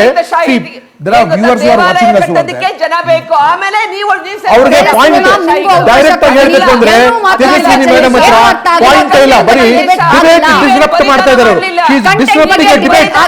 ಒಂದೇ ನಿಮಿಷ ಬಲಿದಾನ ಮಾಡಿದ್ದೀರಾ ದೇಶಕ್ಕೋಸ್ಕರ. ಪಾಯಿಂಟ್ ಇಲ್ಲ ಮಾತಾಡಕ್ಕೆ. ನಿಮ್ಗೆ ಆರ್ಥಿಕವಾಗಿ ಯಾವ ರೀತಿ ಇದೆ ಇಲ್ಲ ನಿಮಗೆ ಕಾರ್ಗಿಲ್ ಯುದ್ಧದಲ್ಲಿ ಗಲಾಟೆ ಮಾಡಿದ್ರೆ ವೀಕ್ಷಕರಿಗೆ ಏನೂ ಅರ್ಥ ಆಗಲ್ಲ. ಇದು ನನ್ನ ಮನವಿ, ನನ್ನ ಪ್ಯಾನಲ್ ಇರುವಂತಹ ಎಲ್ಲಾ ಗೆಸ್ಟ್ ಗಳಲ್ಲೂ ನಾನ್ ಮಾಡ್ತಾ ಇರುವಂತಹ ಮನವಿ. Tejaswini ma'am please, Tejaswini ma'am please. ಬಾಂಗ್ಲಾದೇಶದಲ್ಲಿ ಯುದ್ಧ ನೀವು ಮಾಡಿದ್ರ, ಪಾಕಿಸ್ತಾನದ ಜೊತೆ ಯುದ್ಧ ನೀವು ಮಾಡಿದ್ರ. ಮ್ಯಾಮ್ ಗ್ಯಾರಂಟಿಗಳ ಬಗ್ಗೆ ಮಾತನಾಡ್ತಾ ಇದೀವಿ. ಒಂದೇ ನಿಮಿಷ ಮ್ಯಾಮ್, ಒಂದೇ ನಿಮಿಷ, ಮತ್ತೆ ನಿಮ್ಮ ಹತ್ರ ಬರ್ತೀನಿ. ನನಗಾದ ಗ್ಯಾರಂಟಿ ಅಂತೀರಾ? ಅಲ್ಲ ಮೇಡಮ್, ಅವರು ಗ್ಯಾರಂಟಿ ಬಗ್ಗೆನೇ ಅಲ್ವಾ ಮಾತಾಡಿದ್ದು, ನ್ಯಾಷನಲ್ ಗ್ಯಾರಂಟಿ. ಚರಿತ್ರೆ ಇದೆ, ಚರಿತ್ರೆ ಅವ್ರು ಮತ್ತೆ ಕಾಂಗ್ರೆಸ್ ಗ್ಯಾರಂಟಿ ಬಂದ್ರಲ್ಲ, ನಾನು ಅವ್ರಿಗೆ ಡಿಬೇಟ್ ಮಾಡಬೇಡಿ ಅಂತ ಹೇಳಿದ್ನಲ್ಲ. ಒಂದೇ ನಿಮಿಷ ಮ್ಯಾಮ್, ಅವ್ರು ಕಂಪ್ಲೀಟ್ ಮಾಡ್ಲಿ ಸರ್ ಪ್ಲೀಸ್. ನೀವು ಕಾಂಗ್ರೆಸ್ ಗ್ಯಾರಂಟಿ ತಗೊಳ್ತಾ ಹೋಗಿ ನೀವು ಇವತ್ತಿನ ದಿನ ಅವರು ಮೊದಲನೇ ದೋಷ ಇದು ಈ ಶಕ್ತಿ ಸ್ಕೀಮ್ ಮಾಡಿದ್ರಲ್ಲ, ಟ್ರಾವೆಲ್ ಗ್ಯಾರಂಟಿ, ಬಸ್ ಸಂಖ್ಯೆನೇ ಕಮ್ಮಿ ಮಾಡಿಬಿಟ್ಟಿದ್ದಾರೆ.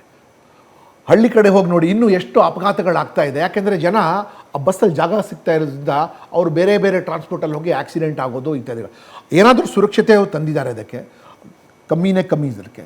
ಮತ್ತು ಈ 2,000 ರೂಪಾಯಿ ಎಲ್ಲರ ಕಿಸೆ ಒಳಗೆ ಕೊಡಬೇಕು ಅಂತ, ಯಾರು ಕಿಸೆ ಒಳಗೆ ಹೋಗಿದೆ ಅವ್ರ ಕಡೆಯಿಂದ ಅಡ್ವರ್ಟೈಸ್ಮೆಂಟ್ ಮಾಡಿಸೋದು, ಬರೀ ಜಾಹೀರಾತು. ಸರ್ಕಾರ ಇವತ್ತು ಕೂಡ ಒಂದು ದೊಡ್ಡ ಜಾಹೀರಾತು ಹಾಕಿದ್ದಾರೆ, ಏನೇನು ಮಾಡ್ತೀವಿ ಅಂತ. ಅಲ್ಲ, ಜಾಹೀರಾತು ಎಲ್ಲಾ ಪಕ್ಷಗಳು ಹಾಕ್ತಾ ಇದ್ದಾರೆ. ಅಲ್ಲ, ಗ್ಯಾರಂಟಿ ಜಾಹೀರಾತು ಅಷ್ಟೇ, ಸುಳ್ಳು ಗ್ಯಾರಂಟಿ. ಮೋದಿ ಗ್ಯಾರಂಟಿ ಅಂತ ಬರ್ತಾ ಕೇವಲ ಲೋಕಸಭಾ ಎಲೆಕ್ಷನ್ ಗೆಲ್ಲಕ್ ಸಲುವಾಗಿ ಮಾಡಿದ್ದಾರೆ ಹೊರತು ಶಾಶ್ವತ. ಮತ್ತೆ ನೀವು ದುಡ್ಡು ಕೊಟ್ಟು ಜನರಿಗೆ ನೀವು ಜೀವನದಲ್ಲಿ ಬದಲಾವಣೆ ಬರುವಂತ ಗ್ಯಾರಂಟಿಗಳು ಕೊಡಬೇಕು. ಅಲ್ಲಿಗೆ ಅವರ ಆರ್ಥಿಕವಾಗಿ ಅವ್ರು ಬಲಿಷ್ಠರಾಗಬೇಕು. ಸುಮ್ಮನೆ ಅದು ಬರೀ ಇದಕ್ಕೆ ಕಿಸೆಗೆ ದುಡ್ಡು ಹಾಕ್ತಾ ಇದ್ರೆ ಯಾರು ಬಲಿಷ್ಠರಾಗಲ್ಲ. ಒಂದ್ರೆ free gift everybody like, you like, I like, he also like. But free gift ಎಲ್ಲ ಜೀವನ ಮಾಡೋಕ್ಕಾಗೋದಿಲ್ಲ. ಜೀವನದಲ್ಲಿ ಬದಲಾವಣೆ ತರುವಂಥದ್ದು, ಅಭಿವೃದ್ಧಿ ಕೆಲಸ ಆಗುವಂಥದ್ದು, ಕ್ಯಾಪಿಟಲ್ ಇನ್ವೆಸ್ಟ್ಮೆಂಟ್ ಇರಲಿ ಅಥವಾ ಇನ್ಫ್ರಾಸ್ಟ್ರಕ್ಚರ್ ಇನ್ವೆಸ್ಟ್ಮೆಂಟ್ ಇರಲಿ, ಅದ್ರಲ್ಲಿ ಯಾವುದು ಮಾಡದೆ ರೆವಿನ್ಯೂ ಡೆಫಿಸಿಟ್ ಬಡ್ಜೆಟ್ ತಂದಿದ್ದಾರೆ. ನಾಚಿಕೆ ಆಗಬೇಕು. ರೆವಿನ್ಯೂ ಡೆಫಿಸಿಟ್ ಬಡ್ಜೆಟ್ ತಂದರೆ 4 ವರ್ಷ ಆಗಬೇಕು ಅದು ರಿಕವರ್ ಆಗೋಕ್ಕೆ ಸಲುವಾಗಿದೆ. ನೀವು ಎಕನಾಮಿಕ್ಸ್ ಮಾತಾಡಿ, ನೀವು ಟಾಕ್ ಎಕನಾಮಿಕ್ಸ್. ನೀವು ವೆಲ್ಫೇರ್ ಪ್ರಕಾರ ನೀವು ಇವ್ರ ಗ್ಯಾರಂಟಿ ಪ್ರಕಾರ ಮಾಡ್ಕೊಂಡು ಹೋದ್ರೆ ಇದು ಪ್ಯೂರ್ಲಿ ಸರ್ಕಾರದ ಬೊಕ್ಕಸದಿಂದ ಚುನಾವಣೆಗೆ ಹೋಗ್ತಾ ಇದ್ದಾರೆ ಹೊರತು ಸ್ವಂತ ದುಡ್ಡಿಲ್ಲ ಅವ್ರ ಹತ್ರ. ಅವ್ರಿಗೆ ಲೋಕಸಭಾ ಎಲೆಕ್ಷನ್ ಒಳಗೆ ಅವ್ರು ಗ್ಯಾರಂಟಿ ಏನಾದ್ರು ಮಾಡಿ, ಲೋಕಸಭಾ ಎಲೆಕ್ಷನ್ ಗ್ಯಾರಂಟಿ ಕೊಡ್ತೀನಿ, ನಾ ಹೇಳ್ತೀನಿ ಗ್ಯಾರಂಟಿ, ಅವ್ರು ಯಾವ ಗ್ಯಾರಂಟಿನ ಮುಂದುವರ್ಸೋದಿಲ್ಲ. ಅವ್ರ ನಾಯಕರುಗಳೇ ಹೇಳಿದ್ದಾರೆ ಯಾವ ಗ್ಯಾರಂಟಿ ಮುಂದುವರ್ಸೋದಿಲ್ಲ. ವಿಚಾರಗಳು ನಿಮ್ ಪ್ರಕಾರ ಸರಿನೇ ಇರಬಹುದು, ಬಟ್ ಗ್ರೌಂಡ್ ಲೆವೆಲ್ ನಲ್ಲಿ ಅದು ಜನರಿಗೆ ರೀಚ್ ಆಗಿಲ್ಲ. ನೀವು ಹೇಳ್ತಾ ಎಲ್ರಿಗೂ ಸಿಕ್ಕಿದೆ, ಮುಗ್ದೋಗುತ್ತೆ. 7ನೇ ತಾರೀಕು ಮುಗ್ದೋಗುತ್ತೆ guarantee. Ananth Srinivas sir, guarantee ಇರುತ್ತೋ ಇರಲ್ವೋ ಅನ್ನುವಂಥ ಈ ಗೊಂದಲ ಇದೆಯಲ್ಲ, ಇದು ಪೊಲಿಟಿಕಲ್ ಸ್ಟ್ರಾಟಜಿ ಅಂತ ಅನ್ಸುತ್ತಾ, ಅಥವಾ ನಿಜಕ್ಕೂ ಕಾಂಗ್ರೆಸ್ ಸರ್ಕಾರ ಹೆಚ್ಚು ಸೀಟ್ ಗೆಲ್ಲದೆ ಇದ್ರೆ ಕಾಂಗ್ರೆಸ್ನ ಗ್ಯಾರಂಟಿಗಳನ್ನ ವಿಡ್ರಾ ಮಾಡುವಂತಹ ಸಿಚುವೇಶನ್ ನಲ್ಲಿ ರಾಜ್ಯ ಸರ್ಕಾರ ಇದೆಯಾ ಅಂತ ಹೇಳಿ? ಈಗ ಯಾವುದೇ ಯೋಜನೆಯನ್ನ ಇಂಟ್ರೊಡ್ಯೂಸ್ ಮಾಡೋದು ಸುಲಭ, ವಾಪಸ್ ತಗೊಳ್ಳೋದು ಕಷ್ಟ. ಈಗ ಭಾಸ್ಕರ್ ಅವರು ಮಾತಾಡ್ತಾ ಹೇಳಿದ್ರು, ಇದು ಕಾಂಗ್ರೆಸ್ ಪಕ್ಷದ ಯೋಜನೆ, ಗ್ಯಾರಂಟಿ ಯೋಜನೆ ಅಂತ ಹೇಳಿ. ಅದು ಕಾಂಗ್ರೆಸ್ ಪಕ್ಷ ಸರ್ಕಾರವನ್ನ ರಚನೆ ಮಾಡುವ ತನಕ ಅದು ಪಕ್ಷದ ಕಾರ್ಯಕ್ರಮ, ಅದಾದ್ಮೇಲೆ ಅದು ಸರ್ಕಾರದ ಕಾರ್ಯಕ್ರಮ ಆಗಿದೆ. ಈಗ ಫುಡ್ ಸೆಕ್ಯೂರಿಟಿ ಆಕ್ಟ್ ಅಂತ ಹೇಳಿ UPA ಗವರ್ಮೆಂಟ್ ಅಲ್ಲಿ ಬಂತು.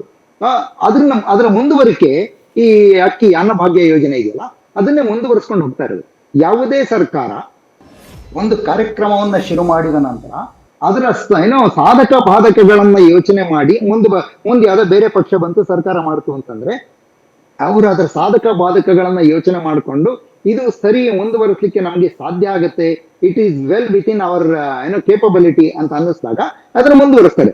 ಮುಂದುವರ್ಸಕ್ಕೆ ಆಗೋದಿಲ್ಲ ಅಂತಂದಾಗ there will be a lot of explaining to do. ತುಂಬಾ ಎಕ್ಸ್ಪ್ಲೈನ್ ಮಾಡ್ಬೇಕಾಗತ್ತೆ ಯಾಕೆ ಮಾಡಕ್ಕಾಗೋದಿಲ್ಲ ಅಂತ ಹೇಳಿ. See, any universal benefit scheme ಇದೆಯಲ್ಲ, ಅದು that's always debatable. Universal benefit ಸ್ಕೀಮ್ಗಳು ಜಗತ್ತಿನ ಯಾವ ರಾಷ್ಟ್ರದಲ್ಲೂ ಯಾವ ರಾಜ್ಯದಲ್ಲೂ ಅದು ಪ್ರಗತಿಯನ್ನ ಸಾಧಿಸಿರುವ ಉದಾಹರಣೆಗಳು ನಮ್ಮ ಮುಂದೆ ಇಲ್ಲ. It has always led to a disaster. So ಅವಶ್ಯಕತೆ ಇರುವವರಿಗೆ ಅವಶ್ಯಕತೆ ಇರುವುದನ್ನ ಪೂರೈಸುವುದು ಸರ್ಕಾರದ ಕೆಲಸ, ಅದು ಮಾಡಬೇಕಾಗುತ್ತೆ. ಈಗ ಗ್ಯಾರಂಟಿ ಯೋಜನೆ ಏನಾಯ್ತು ಅಂತಂದ್ರೆ ಅದು ಒಂದು ಯೂನಿವರ್ಸಲ್ ಬೆನಿಫಿಟ್ ಸ್ಕೀಮ್ ಅಂತಾನೆ ಆಯ್ತು. ಅನೌನ್ಸ್ ಮಾಡುವ ಯೂನಿವರ್ಸಲ್ ಬೆನಿಫಿಟ್ ಸ್ಕೀಮ್ ಅಂತ ಆಯ್ತು. ಆಮೇಲೆ ಏನೋ ಕೆಲವು ಟರ್ಮ್ಸ್ ಅಂಡ್ ಕಂಡೀಷನ್ಸ್ ಬಂದು, but still by and large it still remains A universal benefit scheme. ಈ ತರದ ಒಂದು ಸ್ಕೀಮ್ ಅನ್ನ ಮುಂದುವರಿಸುವ ಸಾಧ್ಯತೆಯ ಬಗ್ಗೆ ಚರ್ಚೆಗಳು ಬರೀ ಎಲೆಕ್ಷನ್ ಟೈಮ್ ನಲ್ಲ, ಎಲೆಕ್ಷನ್ ಮುಗಿದ ಮೇಲೂ ನಡೆಯುತ್ತೆ. ಇದು ಮುಂದುವರಿಯುತ್ತೋ, ವಿಡ್ರಾ ಮಾಡ್ಕೊಳ್ತಾರೋ, ಇವ್ರು ಗೆದ್ದು ವಿಡ್ರಾ ಮಾಡ್ಕೊಳ್ತಾರೋ, ಅವ್ರು ಸೋತ್ರೆ ವಿಡ್ರಾ ಮಾಡ್ಕೊಳ್ತಾರೋ, that's a different debate. Will it be possible to withdraw all the schemes, or will there be a more reasonable approach ಅಂತ ಹೇಳಿ, ಹೆಚ್ಚು ತಾರ್ಕಿಕವಾದ, ಹೆಚ್ಚು ಏನೋ ಮ್ಯಾನೇಜಬಲ್ ಆದ ಸ್ವರೂಪವನ್ನ ಗ್ಯಾರಂಟಿ ಸ್ಕೀಮ್ಗಳು ಪಡೆದುಕೊಳ್ಳೋ ಸಾಧ್ಯತೆ ಇದೆ ಅಂತ ನನಗನ್ಸುತ್ತೆ ಸದ್ಯಕ್ಕೆ. Will they be abolish, will they be withdrawn? I doubt so, because ಎಲ್ಲ ಪಕ್ಷಗಳಿಗೂ ಎಲ್ಲ ಮತದಾರರು ಬೇಕು. ಈಗ ಕಾಂಗ್ರೆಸ್ಸಿನ ಗ್ಯಾರಂಟಿ ಸ್ಕೀಮ್ಗಳು ತಗೊಂಡಿರೋರೆಲ್ಲರೂ ಬರೀ ಕಾಂಗ್ರೆಸ್ ಪಕ್ಷದವರು ಅಂತಲ್ಲ, ಮತದಾರರು ಎಲ್ಲರೂ ಇದ್ದಾರೆ. ಭಾರತೀಯ ಜನತಾ ಪಕ್ಷದ ಮತದಾರರು ಸ್ಕೀಮ್ ನ ತಗೊಳ್ತಾ ಇದ್ದಾರೆ, JDS ನವರು ತಗೊಳ್ತಿದ್ದಾರೆ, ಈ ಯಾವುದೋ ಪಕ್ಷಕ್ಕೆ ಸೇರದೇ ಇರೋರು ಕೂಡ ತಗೊಳ್ತಾ ಇದ್ದಾರೆ. So there are beneficiaries everywhere. ಆ ಎಲ್ಲ ಬೆನಿಫಿಷರೀಸ್ ಎದುರಾಕೊಂಡ್ಬಿಟ್ಟು ಯಾವುದೋ ಸಿದ್ದರಾಮಯ್ಯನವರು, DK ಶಿವಕುಮಾರ್ ಅವರು, ಅಥವಾ ನಾಳೆ ಮುಂದೆ ಬರೋ ಇನ್ಯಾವುದೋ ಸರ್ಕಾರದವರು ಮಾಡಿಬಿಡ್ತಾರೆ, ಆ ನಿರ್ಧಾರ ತಗೊಳ್ತಾರೆ ಅನ್ನೋದ್ರ ಬಗ್ಗೆ ನನಗೆ ಅನುಮಾನ ಇದೆ. ಈಗಿರೋ ಚಾಲೆಂಜ್ ಏನಂತಂದ್ರೆ ಟು ರಿಫೈನ್ ದಿಸ್ ಸ್ಕೀಮ್, ಈ ಯೂನಿವರ್ಸಲ್ ಬೆನಿಫಿಟ್ ಸ್ಕೀಮ್ ನ ಹೆಚ್ಚು ಮ್ಯಾನೇಜಬಲ್ ಬೆನಿಫಿಟ್ ಸ್ಕೀಮ್ ಆಗಿ ಮಾಡ್ಬೇಕಲ್ಲ. ಅದಾಗಬೇಕು ಅಂತಂದ್ರೆ ಬಹಳ ಮೂಲಭೂತವಾಗಿ ಆಗ್ಬೇಕಾಗಿರೋದು ನನಗೆ ಅನ್ಸೋ ಮಟ್ಟಿಗೆ ಕರಪ್ಷನ್ ಹೋಗದೆ ಹೋದ್ರೆ, ನಮ್ಮಲ್ಲಿ BPL ಕಾರ್ಡ್ಗಳ ಸಂಖ್ಯೆ ಆಕ್ಚುಯಲ್ ಆಗದೆ ಹೋದ್ರೆ, ಆಕ್ಚುಯಲ್ಗಿಂತ ಎಷ್ಟೋ ಪಟ್ಟು ಜಾಸ್ತಿ ಇದೆ ಅಂತಿದೆ. ಸೊ ನೀವು ಯೂನಿವರ್ಸಲ್ ಬೆನಿಫಿಟ್ ಸ್ಕೀಮ್ ನ ಬರೀ BPL ಫ್ಯಾಮಿಲಿಗಳಿಗೆ ಕೊಡ್ತೀವಿ ಅಂತ ಹೋದ್ರು ಕೂಡ ಅಲ್ಲೂ ಕೂಡ ಒಂದಿಷ್ಟು ಸವಾಲಿದೆ. ಸವಾಲು ಏನಂತಂದ್ರೆ BPL ಕಾರ್ಡ್ ಹೋಲ್ಡರ್ ಇವತ್ತು ನಾವು 80 ಕೋಟಿ ಜನರಿಗೆ ನಾವು ಫ್ರೀ ರೇಷನ್ ಕೊಡ್ತೀವಿ ಅಂತ ಸೆಂಟ್ರಲ್ ಗವರ್ಮೆಂಟ್ ಸ್ಟಾಟಿಸ್ಟಿಕ್ಸ್ ಕೊಡ್ತಿದೆ ಅಂತಂದ್ರೆ, and an average household size 4.2 ಇಟ್ಕೊಂಡ್ರೆ it's close to 20 crore families. 20 ಕೋಟಿ ಫ್ಯಾಮಿಲಿಗಳಿಗೆ ಈಗ ಕಾಂಗ್ರೆಸ್ ಅವರ ಪ್ರಣಾಳಿಕೆಯಲ್ಲಿ ಏನಿದೆ, ಪ್ರತಿ ಕುಟುಂಬದ ಒಬ್ಬ ಮಹಿಳೆಗೆ 1 ಲಕ್ಷ ರೂಪಾಯಿ ವರ್ಷ ಕೊಡ್ತೀವಿ ಅಂತಿದೆ. 20 ಲಕ್ಷ ಕೋಟಿ ರೂಪಾಯಿ. Every graduate will get 1 lakh stipend for 1 year ಅಂತ ಇದೆ. ಒಂದು 2 ಕೋಟಿ ಜನ ಪದವೀಧರರು ಹೊರಗಡೆ ಬಂದ್ರು ಅಂತಂದ್ರೆ 2 ಲಕ್ಷ ಕೋಟಿ ರೂಪಾಯಿ, 22 ಲಕ್ಷ ಕೋಟಿ ರೂಪಾಯಿ. What is the size of our budget? ಇದೆಲ್ಲ ಚರ್ಚೆ ಆಗ್ಬೇಕಾಗ್ತದೆ. ಈ ತರದ ಸ್ಕೀಮ್ಗಳು unless economic experts sit down, ಅದನ್ನ ನೋಡಿ ಮಾಡದೆ ಹೋದ್ರೆ ಇದು ಯಾವುದು ಸಸ್ಟೈನಬಲ್ ಅಲ್ಲ. In the long run no universal benefit scheme is sustainable. Guarantee ಯೋಜನೆಗಳಿಂದಾಗಿ ನಮಗೆ ಅನುದಾನ ಸಿಗ್ತಾ ಇಲ್ಲ ಅನ್ನುವಂತ ಹೇಳಿಕೆಯನ್ನ ಕೇವಲ ಬಿಜೆಪಿ ನಾಯಕರು ಕೊಡ್ಲಿಲ್ಲ ತೇಜಸ್ವಿನಿ ಮ್ಯಾಮ್. ಕಾಂಗ್ರೆಸ್ನ ಶಾಸಕರು ಖುದ್ದಾಗಿ ಹೇಳಿಕೆಯನ್ನ ಕೊಟ್ಟರು. ರಾಜು ಕಾಗೆ ಅಂತಹ ಶಾಸಕರು ಬಹಿರಂಗವಾಗಿ ಹೇಳಿಕೆಯನ್ನ ಕೊಟ್ಟರು. ಮುಖ್ಯಮಂತ್ರಿಗಳಿಗೆ ಪತ್ರವನ್ನ ಕೂಡ ಬರೆದ್ರು. ನಮಗೆ ಅನುದಾನ ಸಿಗ್ತಾ ಇಲ್ಲ, ಕ್ಷೇತ್ರದಲ್ಲಿ ಜನ ಕೇಳ್ತಾ ಇದ್ದಾರೆ, ನಮ್ಮನ್ನ ಪ್ರಶ್ನೆ ಮಾಡ್ತಾ ಇದ್ದಾರೆ, ಅಭಿವೃದ್ಧಿ ಕೆಲಸಗಳಾಗ್ತಾ ಇಲ್ಲ ಅಂತ ಹೇಳಿ. ಅಲ್ಲಿಗೆ ನಿಮ್ಮ ಗ್ಯಾರಂಟಿ ಯೋಜನೆಗಳಿಂದಾಗಿ ಕ್ಷೇತ್ರಕ್ಕೆ ಅನುದಾನಗಳು ಬರ್ತಾ ಇಲ್ಲ, ಅಭಿವೃದ್ಧಿ ಕೆಲಸಗಳಾಗ್ತಾ ಇಲ್ಲ ಅನ್ನುವಂಥದ್ದನ್ನ ಒಪ್ಕೊಳ್ತೀರಾ ಅಂತ ಹೇಳಿ. ಮೊದಲ ಸರ್ಕಾರ ಕೊಟ್ಟಿರುವ ಅನುದಾನದ ಕೆಲಸಗಳು ಅನುದಾನ ಅನುಷ್ಠಾನಗೊಳ್ಳದೆ ದೊಡ್ಡ ಹೊರೆಯ ಬಿಲ್లుಗಳನ್ನ ನಮ್ಮ ಮೇಲೆ ಹೊರಿಸಿ ಹೋಗಿರ್ತಕ್ಕಂಥವರು ಉತ್ತರ ಕೊಡಬೇಕು. ನಾನೊಂದು ಸಣ್ಣ ನೆನಪು, ಯಾಕಂದರೆ ಭಾಸ್ಕರ್ ರಾವ್ಜಿಯವರು ಅವತ್ತು ಆಪ್ನಲ್ಲಿದ್ದರು, ಆಮೇಲೆ ನಂತರ ನಮ್ಮ ಪಕ್ಷಕ್ಕೆ ಬಂದರು. ಅಲ್ಲಿ ನಾನು BJPಯಲ್ಲಿದ್ದಾಗ ಆವಾಗ ಉಪಮುಖ್ಯಮಂತ್ರಿಗಳಾಗಿದ್ದಂಥ ಅಶ್ವಥ್ ನಾರಾಯಣ್ ಅವರು ಈ ಭಾಸ್ಕರ್ ರಾವ್ ಅವರು ಲೈವ್ ಬ್ಯಾಂಡ್ ನಡೆಸ್ತಕ್ಕಂಥ ಬಡ ಹೆಣ್ಮಕ್ಳ ಹತ್ರನೂ ಲೈವ್ ಬ್ಯಾಂಡ್ ನಡೆಸೋದಕ್ಕೆ ಲಂಚ ಪಡೆದು ಅದನ್ನು ಅನುಮತಿ ಕೊಟ್ಟಿದ್ದಾರೆ ಅಂತೇಳಿ ಇವರ ಮೇಲೆ ಆರೋಪ ಮಾಡಿ ಬಿದ್ರು. ಅದು ದೊಡ್ಡ ಕೆಟ್ಟ ಜಗಳನೇ ನಡೀತು. ಹಾಗಂತ ಇವಾಗ ಭಾಸ್ಕರ್ ರಾವ್ ಅವರ ಅಧಿಕಾರಿಯಾಗಿ ಅವರ ಕಾರ್ಯಕ್ಷೇತ್ರದಲ್ಲಿ ಮಾಡಿದ್ದನ್ನ ಪೊಲಿಟಿಸೈಸ್ ಮಾಡೋದಾಗ್ಲಿ, ಯಾವುದೋ ಒಬ್ಬ ಪಾಲಿಟಿಷಿಯನ್ ಹೇಳೋದನ್ನಾಗ್ಲಿ ನಂಬಿಬಿಡ್ಬೇಕು ಅನ್ನೋದಲ್ಲ. ಅದ್ರಲ್ಲಿ ಸತ್ಯಾಂಶ ಎಷ್ಟಿದೆ ಇಲ್ಲ ಅಂತ ನೋಡ್ಬೇಕಾಗತ್ತೆ. ಅಂದ್ರೆ ನಿಮ್ಮ ಪಕ್ಷದ ಶಾಸಕರು ಕೊಟ್ಟಂತ ಹೇಳಿಕೆನೇ ಸುಳ್ಳ ನಿಮ್ಮ ಪ್ರಕಾರ? ಒಂದೇ ನಿಮಿಷ. ನಾನು ಉಲ್ಲೇಖ ಮಾಡಿದ್ದು ಬಿಜೆಪಿ ಅವ್ರು ಹೇಳಿದ್ದಾರೆ ಅಂತಲ್ಲ, ನಿಮ್ಮ ಪಕ್ಷದ ಶಾಸಕರು ಪತ್ರವನ್ನ ಬರೆದಿದ್ದಾರೆ, ಹೇಳಿಕೆಯನ್ನ ಕೊಟ್ಟಿದ್ದಾರೆ ಅಂತ ಹೇಳಿ. ಹಾಗಾದ್ರೆ ಅವ್ರು ಹೇಳಿದ್ದೇ ಸುಳ್ಳ ಅಂತ ಹೇಳಿ, ಪತ್ರ ಬರೆದಿದ್ದೇ ಸುಳ್ಳ ಅಂತ ಹೇಳಿ. ಯತ್ನಾಳ್ ಅವ್ರು ಬಾಯಿಗೆ ಬೀಗ ಹಾಕೊಂಡಿದ್ದಾರಾ? ಈಗ ಕೆಲವರು ಪೊಲಿಟಿಕಲ್ ಸ್ಟೇಟ್ಮೆಂಟ್ಸ್ ಅನ್ನ ಮಾಡ್ತಾರೆ, ಅದಕ್ಕೆ ಉತ್ತರ ಕೊಡೋದಕ್ಕೆ ನಮ್ಮ ಉಪಮುಖ್ಯಮಂತ್ರಿಗಳಿದ್ದಾರೆ, ನಮ್ಗೆ ಉತ್ತರ ಕೊಡೋದಕ್ಕೆ ಸಿದ್ದರಾಮಯ್ಯನವ್ರು ಇದ್ದಾರೆ, ಕೇಳಬೇಕಾಗಿರೋದು ನಮ್ಮ ಶಾಸಕರು, ಕೊಡ್ಬೇಕಾಗಿರೋದು ನಮ್ಮ ಮುಖ್ಯಮಂತ್ರಿಗಳು. ಅದೆಲ್ಲವೂ ಸರಿಯಾಗಿದೆ. ಇವರು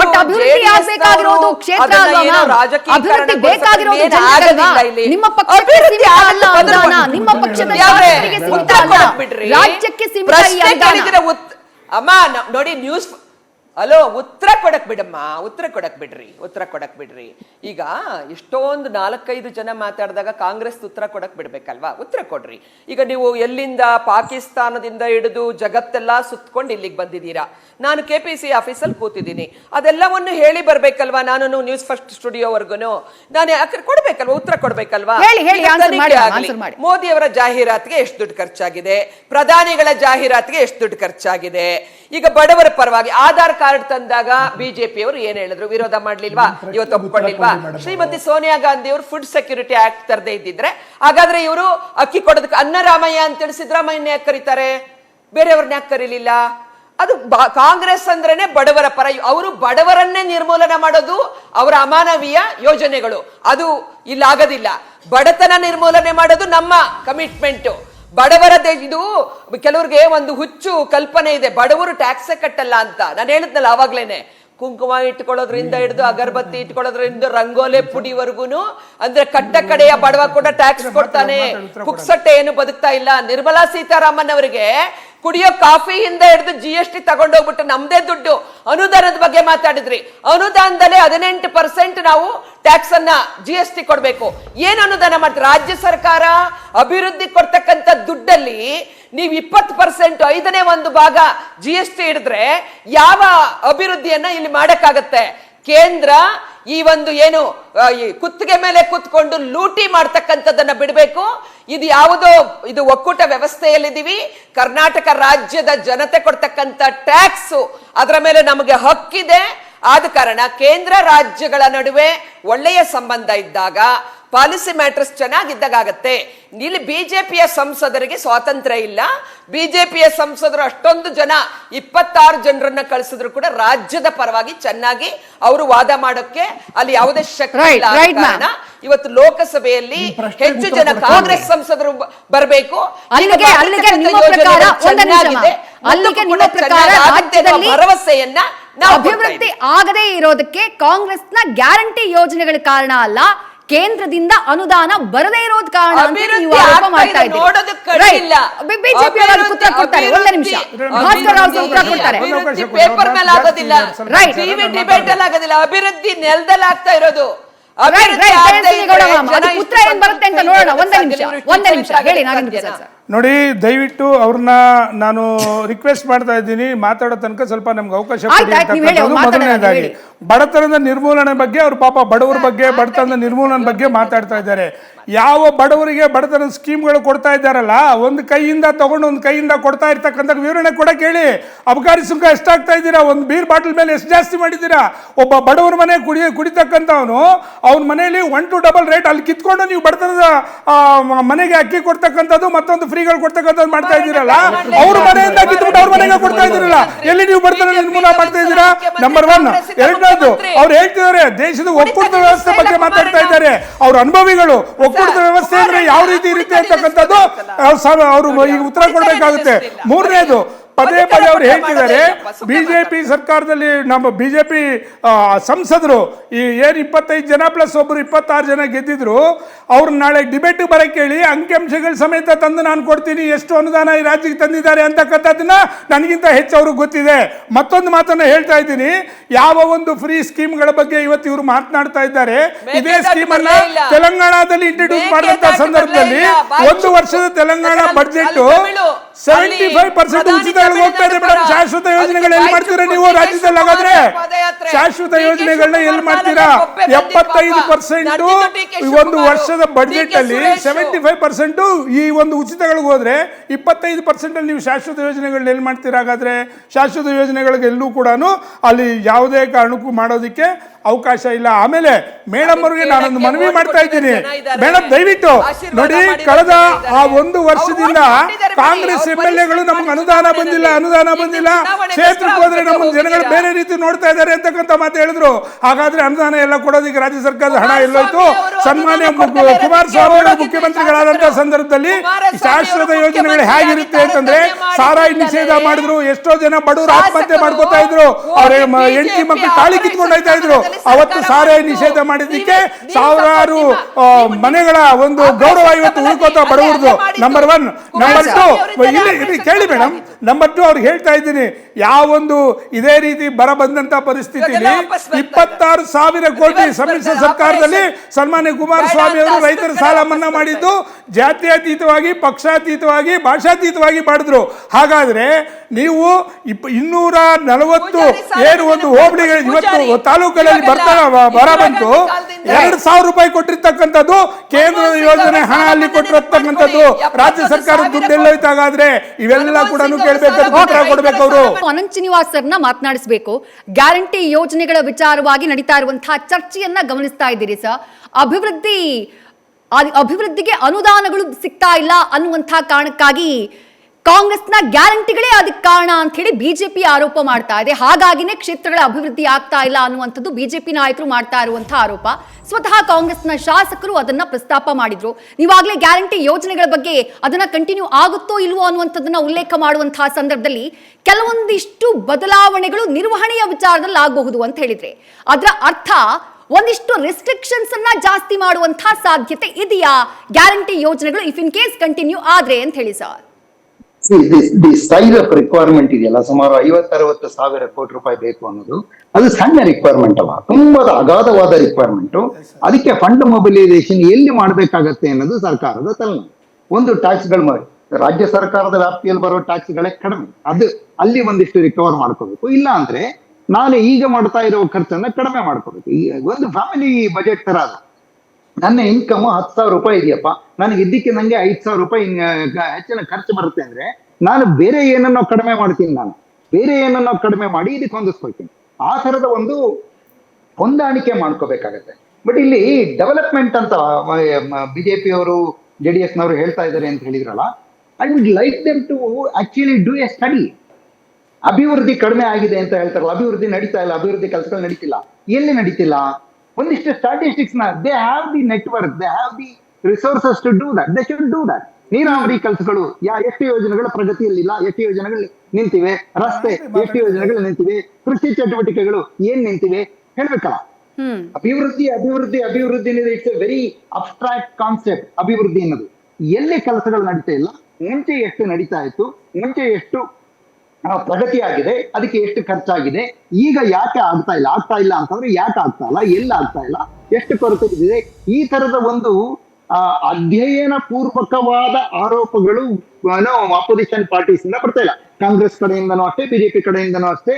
ಈ ಅಧ್ಯಯನ ಪೂರ್ವಕವಾದ ಆರೋಪಗಳು ಬಂದಾಗ ಅದಕ್ಕೆ ಒಂದು ಅರ್ಥ ಇರುತ್ತೆ, ಚರ್ಚೆ ಮಾಡ್ಲಿಕ್ಕೆ ಸಾಧ್ಯ ಆಗತ್ತೆ. ಅಭಿವೃದ್ಧಿ ನಡೀತಾ ಇಲ್ಲ, ಅನುದಾನ ಸಿಗ್ತಾ ಇಲ್ಲ ಅಂದ್ರೆ ಅನುದಾನ ಯಾವ್ದಕ್ಕೆ ಸಿಗ್ತಾ ಇಲ್ಲ ಅನ್ನೋ ಪ್ರಶ್ನೆ ಬರುತ್ತೆ, ಎಲ್ಲಿ ಅಭಿವೃದ್ಧಿ ಆಗ್ತಾ ಇಲ್ಲ ಅನ್ನೋ ಪ್ರಶ್ನೆ ಬರುತ್ತೆ. ಈಗ central government versus state government ವಿಚಾರ ಒಂದು ಪ್ರಸ್ತಾಪ ಆಯ್ತು ಟ್ಯಾಕ್ಸ್ ಡೆಫಿನಿಷನ್ ವಿಚಾರದಲ್ಲಿ. 2014 ತನಕ ಎಷ್ಟು ಹಣವನ್ನ ಕೇಂದ್ರ ಸರ್ಕಾರ ರಾಜ್ಯಕ್ಕೆ ಕೊಟ್ಟಿತ್ತೋ ಅದಕ್ಕಿಂತ ಜಾಸ್ತಿ ನಾವು ಕೊಟ್ಟಿದ್ದೀವಿ ಈಗ 10 ವರ್ಷದಲ್ಲಿ ಅನ್ನೋದು ಭಾರತೀಯ ಜನತಾ ಪಕ್ಷದವರ ವಾದ, ನಿರ್ಮಲಾ ಸೀತಾರಾಮನ್ ಅವರ ವಾದ. ಅದನ್ನ ಥ್ರೆಡ್ ಬೇರೆ ಡಿಸ್ಕಸ್ ಮಾಡ್ಬೇಕಾಗತ್ತೆ. ಕಾಂಗ್ರೆಸ್ನವರು ಆರೋಪ ಮಾಡುವಾಗ ಹೇಳ್ಬೇಕಾಗತ್ತೆ, 2014 ಮುಂಚೆ ನೀವು ನಮ್ಮಿಂದ 100 ರೂಪಾಯಿ ತಗೊಳ್ತಾ ಇದ್ರಿ, 70 ರೂಪಾಯಿ ಕೊಡ್ತಾ ಇದ್ರಿ, ಅದ್ರಲ್ಲಿ 20 ರೂಪಾಯಿ ಕೊಡ್ತಾ ಇದ್ರಿ, ಫೈನ್. ಈಗ ನಮ್ಮಿಂದ 500 ರೂಪಾಯಿ ತಗೊಳ್ತಾ ಇದ್ದೀರಾ, ನೀವು 50 ರೂಪಾಯಿ ಕೊಟ್ಬಿಟ್ಟು ನಾವು ನಿಮ್ಗೆ 20 ರೂಪಾಯಿ ಕೊಡ್ತಾ ಇದ್ರಿ, 50 ರೂಪಾಯಿ ಕೊಡ್ತಾ ಇದೀವಿ, ಜಾಸ್ತಿ ಕೊಡ್ತಾ ಇದೀವಿ ಅಂತ ಹೇಳಿದ್ರಲ್ಲಿ ಅರ್ಥ ಇಲ್ಲ. So there has to be a percentage calculation. ನಮ್ಮಿಂದ ಎಷ್ಟು ಹೋಗ್ತಾ ಇದೆ, ಎಷ್ಟು ಬರ್ತಾ ಇದೆ, ಇದು ದೇರ್ ಹ್ಯಾಸ್ ಟು ಬಿ ಒಂದು ಮೀಟಿಂಗ್ ಪಾಯಿಂಟ್ ಬೇಕಂತ ನಾನು ಹೇಳಿದೆ. ಚರ್ಚೆಗೆ ಒಂದು ಮೀಟಿಂಗ್ ಪಾಯಿಂಟ್ ಬೇಕು. ಇಲ್ಲಾಂದ್ರೆ ಬರೀ ಆರೋಪ ಪ್ರತ್ಯಾರೋಪಗಳು, ಮೋದಿ ವಿರುದ್ಧದ ಹೇಳಿಕೆಗಳು, ಮೋದಿ ವಿರುದ್ಧದ ಹೇಳಿಕೆಗಳು ಅಥವಾ ಸಿದ್ದರಾಮಯ್ಯ ವಿರುದ್ಧದ ಹೇಳಿಕೆಗಳು. ಮೋದಿ ವರ್ಸಸ್ ಸಿದ್ದರಾಮಯ್ಯ ಅಂತ ಡಿವೈಡ್ ಆಗಿ ಕೂತ್ಕೊಂಡಾಗ ಕಷ್ಟ ಆಗುತ್ತೆ. ನಂಗೆ ತೇಜಸ್ವಿ ಇವತ್ತು ಹೇಳಿದ್ರು ವಿಚಾರ, ಟ್ಯಾಕ್ಸ್ ಡೆವಲ್ಯೂಷನ್ ವಿಚಾರ, ನಿಜವಾಗ್ಲೂ 49 ಪಾಯಿಂಟ್ಸ್, ವೆರಿ ವ್ಯಾಲಿಡ್ ಪಾಯಿಂಟ್ಸ್. ಏನಂದ್ರೆ ಅವರು ಅದೇ ಪಕ್ಷದಲ್ಲಿದ್ದಾಗ ಮಾತಾಡಕ್ಕಾಗಲ್ಲ. ಅವರು ಸಂಸದರ ಬಗ್ಗೆ ಹೇಳಿದ್ರಲ್ಲ, 25 ಜನ ಸಂಸದರು ಮಾತಾಡಿಲ್ಲ ಅಂತ ಹೇಳಿ, ಅವ್ರು ಅದೇ ಪಕ್ಷದಲ್ಲಿದ್ದಾರೆ, ಮಾತಾಡಕ್ಕಾಗಿಲ್ಲ. ಹಾಗಾಗಿ ವಿಪಕ್ಷಗಳು ಮಾತಾಡ್ಬೇಕಾಗತ್ತೆ. ಇವತ್ತು ತೇಜಸ್ವಿನಿ ವಿಪಕ್ಷದಲ್ಲಿದ್ದಾರೆ, ಹಾಗಾಗಿ she is raising the issue. ಈ ತರ ಸಿದ್ದರಾಮಯ್ಯ ಸರ್ಕಾರದ ವಿರುದ್ಧ ಆರೋಪ ಮಾಡುವಾಗ ಭಾಸ್ಕರ್ ರಾವ್ ಅವರಾಗ್ಲಿ, ನಾಗೇಂದ್ರ ಪ್ರಸಾದ್ ಅವರಾಗ್ಲಿ ನಿಜವಾಗ್ಲೂ ಅಂಕಿ ಅಂಶಗಳನ್ನ ಮುಂದಿಟ್ಟು, ಈಗ ಟ್ಯಾಕ್ಸ್ ಡೆವಲ್ಯೂಷನ್ ಅಲ್ಲಿ ನಮಗೆ ಸೆಂಟ್ರಲ್ ಗವರ್ಮೆಂಟ್ ಇಂದ ಇಷ್ಟು ಅನ್ಯಾಯ ಆಗ್ತಿದೆ ಅನ್ನೋದಕ್ಕೆ ಅಂಕಿ ಅಂಶಗಳಿದ್ದಾಗ, ಸಿದ್ದರಾಮಯ್ಯ ಸರ್ಕಾರ ಗ್ಯಾರಂಟಿ ಸ್ಕೀಮ್ ತಂದ ಮೇಲೆ ರಾಜ್ಯಕ್ಕೆ ಏನ್ ಅನ್ಯಾಯ ಆಗ್ತಿದೆ ಅನ್ನೋದ್ರ ಬಗ್ಗೆ ಒಂದಿಷ್ಟು ಅಂಕಿ ಅಂಶಗಳ ಸಮೇತ ಚರ್ಚೆ ನಡೆದಾಗ ಐ ಥಿಂಕ್ ನಮಗೂ ಒಂದು ಹೊಸ ಹೊಳು ಸಿಕ್ಕಂಗಾಗತ್ತೆ. ಇಲ್ಲ ಅಂದ್ರೆ ನಾವು ಬರೀ ಆರೋಪದ ಬಗ್ಗೆ ಪ್ರತ್ಯಾರೋಪದ ಬಗ್ಗೆ ಚರ್ಚೆ ಮಾಡ್ತಾ ಕೂತ್ಕೊಳ್ತೀವೋ. ಅನಂತ್ ಸರ್, ತಮ್ಮೊಂದು ಪ್ರಶ್ನೆ ಇದೆ, ದಯಮಾಡಿ. ತೇಜಸ್ವಿನಿ ಮೇಡಮ್ ಅವರು ಒಂದು ಒಳ್ಳೆಯ ಮಾತನ್ನು ಹೇಳಿದ್ದಾರೆ. ಒಕ್ಕೂಟದ ವ್ಯವಸ್ಥೆಯಲ್ಲಿದ್ದೀವಿ ಅಂತಕ್ಕಂಥ ಮಾತು ಹೇಳಿದ ಮೇಲೆ ತಾವು ಕೂಡ ಟ್ಯಾಕ್ಸ್ ಬಗ್ಗೆ ಮಾತಾಡ್ತೀರಾ ಪದೇ ಪದೇ. ಕೇಂದ್ರ ಸರ್ಕಾರದ ಬಗ್ಗೆ ಬೆಟ್ಟು ತೋರಿಸುವಾಗ 500 ರೂಪಾಯಿ, ಅವತ್ತು 100 ರೂಪಾಯಿ ಕೊಡ್ತಾ ಇದ್ದೀವಿ, 500 ರೂಪಾಯಿ ಕೊಡ್ತಿದ್ದೀವಿ ಅಂತಕ್ಕಂಥ ಮಾತಾಗೋದಾದ್ರೆ, ಕರ್ನಾಟಕ ರಾಜ್ಯದಲ್ಲಿ ಬೆಂಗಳೂರಿಂದಾನೇ ಟ್ಯಾಕ್ಸ್ ಬರುತ್ತೆ. ಹಾಗಾದ್ರೆ ಕರ್ನಾಟಕದ ಮೂಲೆಗೆ ಯಾಕೆ ನಾವು ಟ್ಯಾಕ್ಸ್ ಇದನ್ನ ಅಭಿವೃದ್ಧಿ ಕಾರ್ಯಗಳು ಮಾಡ್ತಾ ಇದ್ದೀವಿ? ಹಾಗಾದ್ರೆ ನಾವು ಒಕ್ಕೂಟ ವ್ಯವಸ್ಥೆ ನಾವಿಲ್ವ? ಹಾಗಾದ್ರೆ ಒಂದ್ ನಿಮಿಷ ನಾಗೇಂದ್ರ ಪ್ರಸಾದ್ ಅವರೇ, ನನ್ನ don't put words into my mouth. ನಾನು ಹೇಳ್ತಿರೋದು, ಜಾಸ್ತಿ ಕೊಟ್ಟಿದೀವಿ ಎಂದಾಗ ಜಾಸ್ತಿ ಕೊಟ್ಟಿರುವ ಪ್ರಮಾಣ, ಕಲೆಕ್ಷನ್ ವರ್ಸಸ್ ಏನೋ ರೆಸಿಪ್ಟ್ಸ್ ಬರ್ಬೇಕಾಗತ್ತೆ ನನಗೆ. ಅದು ಎಷ್ಟು ಅನ್ನೋದ್ರ ಬಗ್ಗೆ ಚರ್ಚೆ ಆಗಬೇಕು ಅಂತ ಹೇಳಿದೆ. ನಾನು ಕಡಿಮೆ ಕೊಡ್ತಾ ಇದ್ರೆ ಜಾಸ್ತಿ ಕೊಡ್ತಾ ಇದ್ರು ಅಂತ ಹೇಳಿಲ್ಲ. ನಾನು ಹೇಳಿದ್ದು it's A valid question. Tejaswini ಅವರು ಎತ್ತಿರೋ ಪ್ರಶ್ನೆ ಇದೆಯಲ್ಲ, ಆ ಪ್ರಶ್ನೆ ಚರ್ಚಾರ್ಹವಾದ ಪ್ರಶ್ನೆ. ಚರ್ಚೆ ಮಾಡ್ಬೇಕು ಅದ್ರ ಬಗ್ಗೆ. ಚರ್ಚೆ ಮಾಡೋದಕ್ಕೆ ಅಂಕಿಅಂಶಗಳು ಬೇಕು. ಚರ್ಚೆ ಮಾಡೋದಕ್ಕೆ ಅಂಕಿಅಂಶಗಳು ಬೇಕು. ಅದೇ ರೀತಿ ಅಭಿವೃದ್ಧಿ ಆಗ್ತಾ ಇಲ್ಲ ಸಿದ್ದರಾಮಯ್ಯ ಸರ್ಕಾರದಲ್ಲಿ ಅಂತಂದಾಗ, ಎಲ್ಲಿ ಅಭಿವೃದ್ಧಿ ಆಗ್ತಿಲ್ಲ, ಏನೇನು ತಡೆ ಹಿಡಿದಿದೆ, ಏನೇನು ನೆಲೆಬಿದ್ದಿದೆ, ಕಾಂಗ್ರೆಸ್ ಅಭಿವೃದ್ಧಿಗೆ ಅನುದಾನ ಸಿಗ್ತಾ ಇಲ್ಲ ಅಂತ ಹೇಳಿರ್ತಕ್ಕಂಥದ್ದು ಕಾಂಗ್ರೆಸ್ ಅವರೇ ಹೇಳಿದ್ದಾರೆ. ಅದೌದು, ಅನುದಾನ ಸಿಗ್ತಾ ಇಲ್ಲ ಅಂತ ಹೇಳ್ತೀಯಾರ, ಹೌದು. ಅದನ್ನ ನೀವು ಮುಂದುವರಿಸ್ಕೊಂಡು ಹೋಗ್ಬೇಕಲ್ಲ ವಿಪಕ್ಷದಲ್ಲಿರೋರು. ಅನುದಾನ ಸಿಗದೆ ಇರೋದ್ರಿಂದ ಎಲ್ಲೆಲ್ಲಿ ಏನೇನಾಗಿದೆ, ಯಾವ ಕೆಲಸಗಳು ನಿಂತೋಗಿದೆ,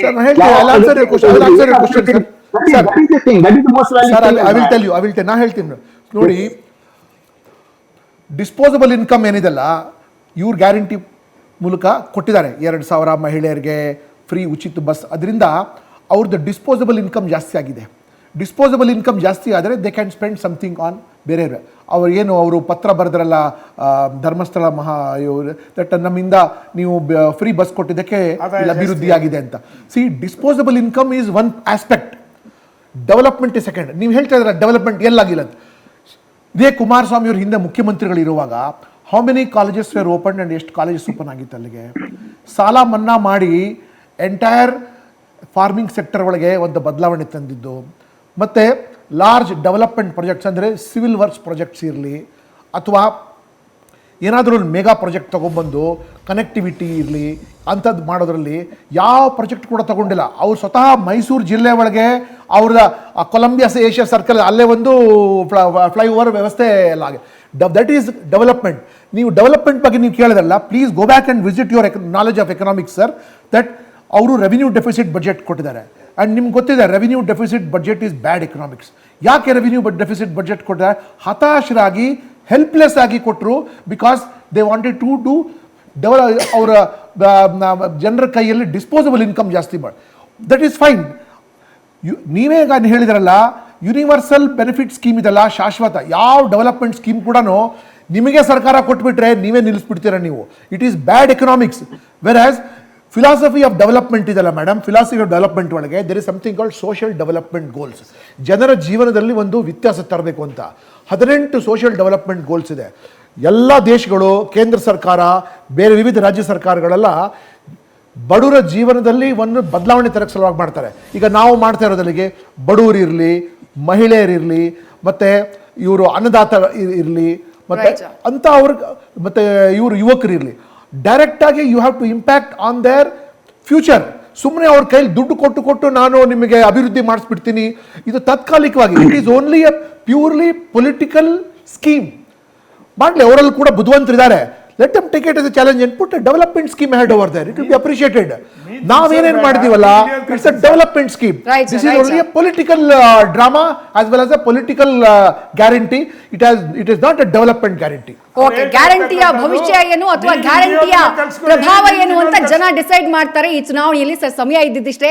Nagendra Prasad sir, Bhaskar Rao sir, Anand Srinivas sir, ಹಾಗೆ ತೇಜಸ್ವಿನಿ ಮ್ಯಾಮ್, ಥ್ಯಾಂಕ್ ಯು ಇವತ್ತಿನ ಈ ಡಿಬೇಟ್ನಲ್ಲಿ ಭಾಗಿಯಾಗಿದ್ದಕ್ಕೆ. ಇದಾಗಿತ್ತು ಇವತ್ತಿನ ವಿಶೇಷ. ಕ್ಷಣ ಕ್ಷಣದ ಮಾಹಿತಿಗಾಗಿ ನೋಡ್ತಾ ಇರಿ ನ್ಯೂಸ್ ಫಸ್ಟ್, ನಿರ್ಭೀತಿಯಿಂದ ನಿಮ್ಮ ಪರವಾಗಿ.